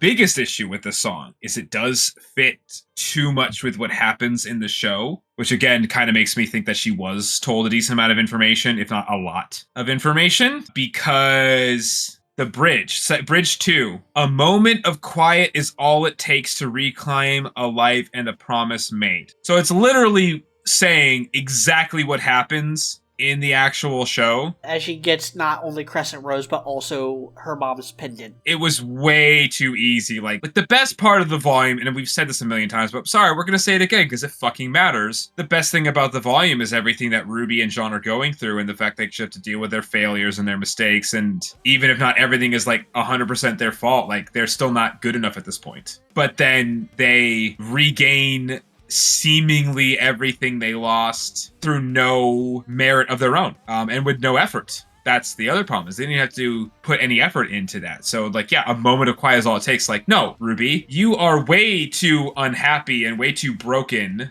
to have just a single moment of quiet be enough for you to regain your confidence. That's retarded. It doesn't make sense. It literally, no human would be able to do that. That is not possible. Now you sound like the Curious Cat. But I'm right. Like, who would be able to do that? If they're doing that, they're lying to themselves. And if they go with that, that RWBY's lying to herself, and then in Volume 10 she breaks down again, or something. Or that she was just putting on a front for the Curious Cat to try to, like, keep him at bay. Because that's, strategically, that's what she has to do in order to beat the Curious Cat. She has to, like, be happy and be positive and, like, fill her heart with, like, her memories and her love for her friends and family. Even if, like, after the battle's done, this is what should happen with RWBY. And this is actually a really healthy direction to take RWBY as a character, and any character like this, especially after what RWBY has gone through, is, like, be happy, be positive, be that guiding light, but have someone you can just unleash that held breath to. And I hope that's what they're going for. I hope that's where they're going, particularly with, like, RWBY and Weiss and what Weiss said leading into this whole fight. With, like, you know, maybe we put too much responsibility on her. Maybe we didn't, like, she didn't feel like she could open up to us. We need to create basically this space for her, make her feel more comfortable, give her a place where she can decompress, so that she doesn't just keep piling this stuff on again. That's what they should do heading into Volume 10. Because sometimes a moment of quiet is all it takes when you're feeling suicidal, which is kind of where RWBY was at in the previous episodes. But she took that deep breath, she talked to the tree spirit, found out a little bit more about her mom, and kind of realized that, like, she's in it to win it. She's gonna be in this fight regardless, because it's the right thing to do. She has a warrior's heart. It's still not enough. It's not enough. I'm sorry. We need more. We need more. I don't think... We need Volume 10. Yeah, but we need her to not just be okay. Like, we need to see actually... She still needs to be on the struggle bus a bit, honestly. Because I like seeing her deal with that, and it just doesn't make sense for her to all of a sudden be okay, and, like, now we're just gonna fix everything? Like, everything's good now? I don't see that. And, like, same thing with Jean, even. Like, Jean should not just be, like, back to how he was before at all. He's gone through too much. Like, he also got off too easily. It's not just RWBY. Jean only physically regressed. Apparently that's like Alex's semblance. We don't know how much of the RWBY bonus shorts are going to be canonized. Like, Jean does still have all of his memories of all the decades he spent in the Ever After, and that's why he's, like, hanging out with Oscar in the bonus shorts. My biggest complaint with Guide My Way is that I don't think it uses enough Red Like Roses stuff. Like, it has a completely different chord progression. Like, it does reuse the do do do do do do do do do, but only in, like, one little part of the song. And I understand, yes, this was not originally written around it being a Red Like Roses Part 3, but that's such a strong motif for RWBY. It should be in all of her songs a little bit more. Yeah, that's true. Last song on the volume, and the last RWBY song, because add U2 to the list of... No, I'm just kidding. Not in reference to U2's guitarist. It's fine. This is my least favorite in the volume. It's an in-credit song. It's the song that plays as they finally return to Remnant. It's based on a musician named Taicho, or that's who inspired it. Don't know who that is. But this is also another RWBY song. And it's kind of built around... It's kind of a killer album closer for this volume. Even though it's one of the weaker songs on the volume by itself, there's references to, you know, RWBY and her mom. A line, or I pretend that I'm queen of a castle that's tumbling. That's a reference to Checkmate. Makes allusions to stuff like Trapdoor and Guide My Way, as far as, like, this is the conclusion of RWBY's character arc in the Ever After. As she goes back out into the world, the edge in question is the edge between the Ever After and Remnant, but also the cliffside altar where Summer Rose's memorial is. There's references to that. I mean, I think this one, it is kind of like a cool, like, sort of vaporwave kind of sounding song. Like, stylistically, it is cool. It's just not as strong melodically or lyrically to me as a lot of the other ones. I think it really needs, like, a real chorus, which I don't feel like it has. And if it had that, I think it would be a lot better. But it's not bad, and it does serve as a solid closer. Like, it's not a full-on dud. This is the only album, I think, without a dud. I actually think it would maybe be stronger if it was shorter. Like, if it was more of an outro. Yeah, that'd work too. Either give it an actual chorus or make it more of a true outro. That's fine too. Yeah, I actually don't have much to say about this one even, to be honest with you. It's like, it's fine. Again, like, it touches on a lot of the same ideas we talked about before. You know, there's a line like, alone, all alone. Rising like a wave, it's clear that I'm everything and nothing all at once. I'll meet you at the horizon where we first met. Where I died, I'll be born again. You know, that's RWBY talking about, like, ascending and her feelings towards her mother / also maybe the tree, depending on how you want to interpret this. But it's meant to be RWBY talking to her mom, talking to her mother spirit in spirit, not physically going there like she would pre-Volume 4. Yeah, that's all I have to say about it. So, a little bit of a dud. I mean, it's not a dud, it's still a good song. Just not as much to write home about compared to the other songs on this volume. But with that said, I'm obviously not going to go through my entire ranking because there's fucking 72 songs. Yeah. But I'll give my brief top 10. Number 10, Time to Say Goodbye. Number 9, Dream Come True. Number 8 is Gold. Number 7 is All Our Days. Number 6 is Trapdoor. Number 5 is Mirror Mirror. Number 4 is Path to Isolation, aka Mirror Mirror 0.5. Number 3 is Let's Just Live. Number 2 is This'll Be the Day. And number 1 is Red Like Roses, the 8-minute version. Okay, the full version. That's kind of cheating, though, let's be honest. Red Like Roses Part 2 would still be number 1, if I counted that as its own song. Yeah, that's fair. That's fair. That's what I was asking. God, for me, it's tough. I haven't actually ranked my top 10. I've only ranked them per volume so far. I can tell you that I think there might be exactly 10 songs that I gave 10 out of 10s to. So there's exactly 10 songs that I gave 10 out of 10s to. So that's clearly my top 10.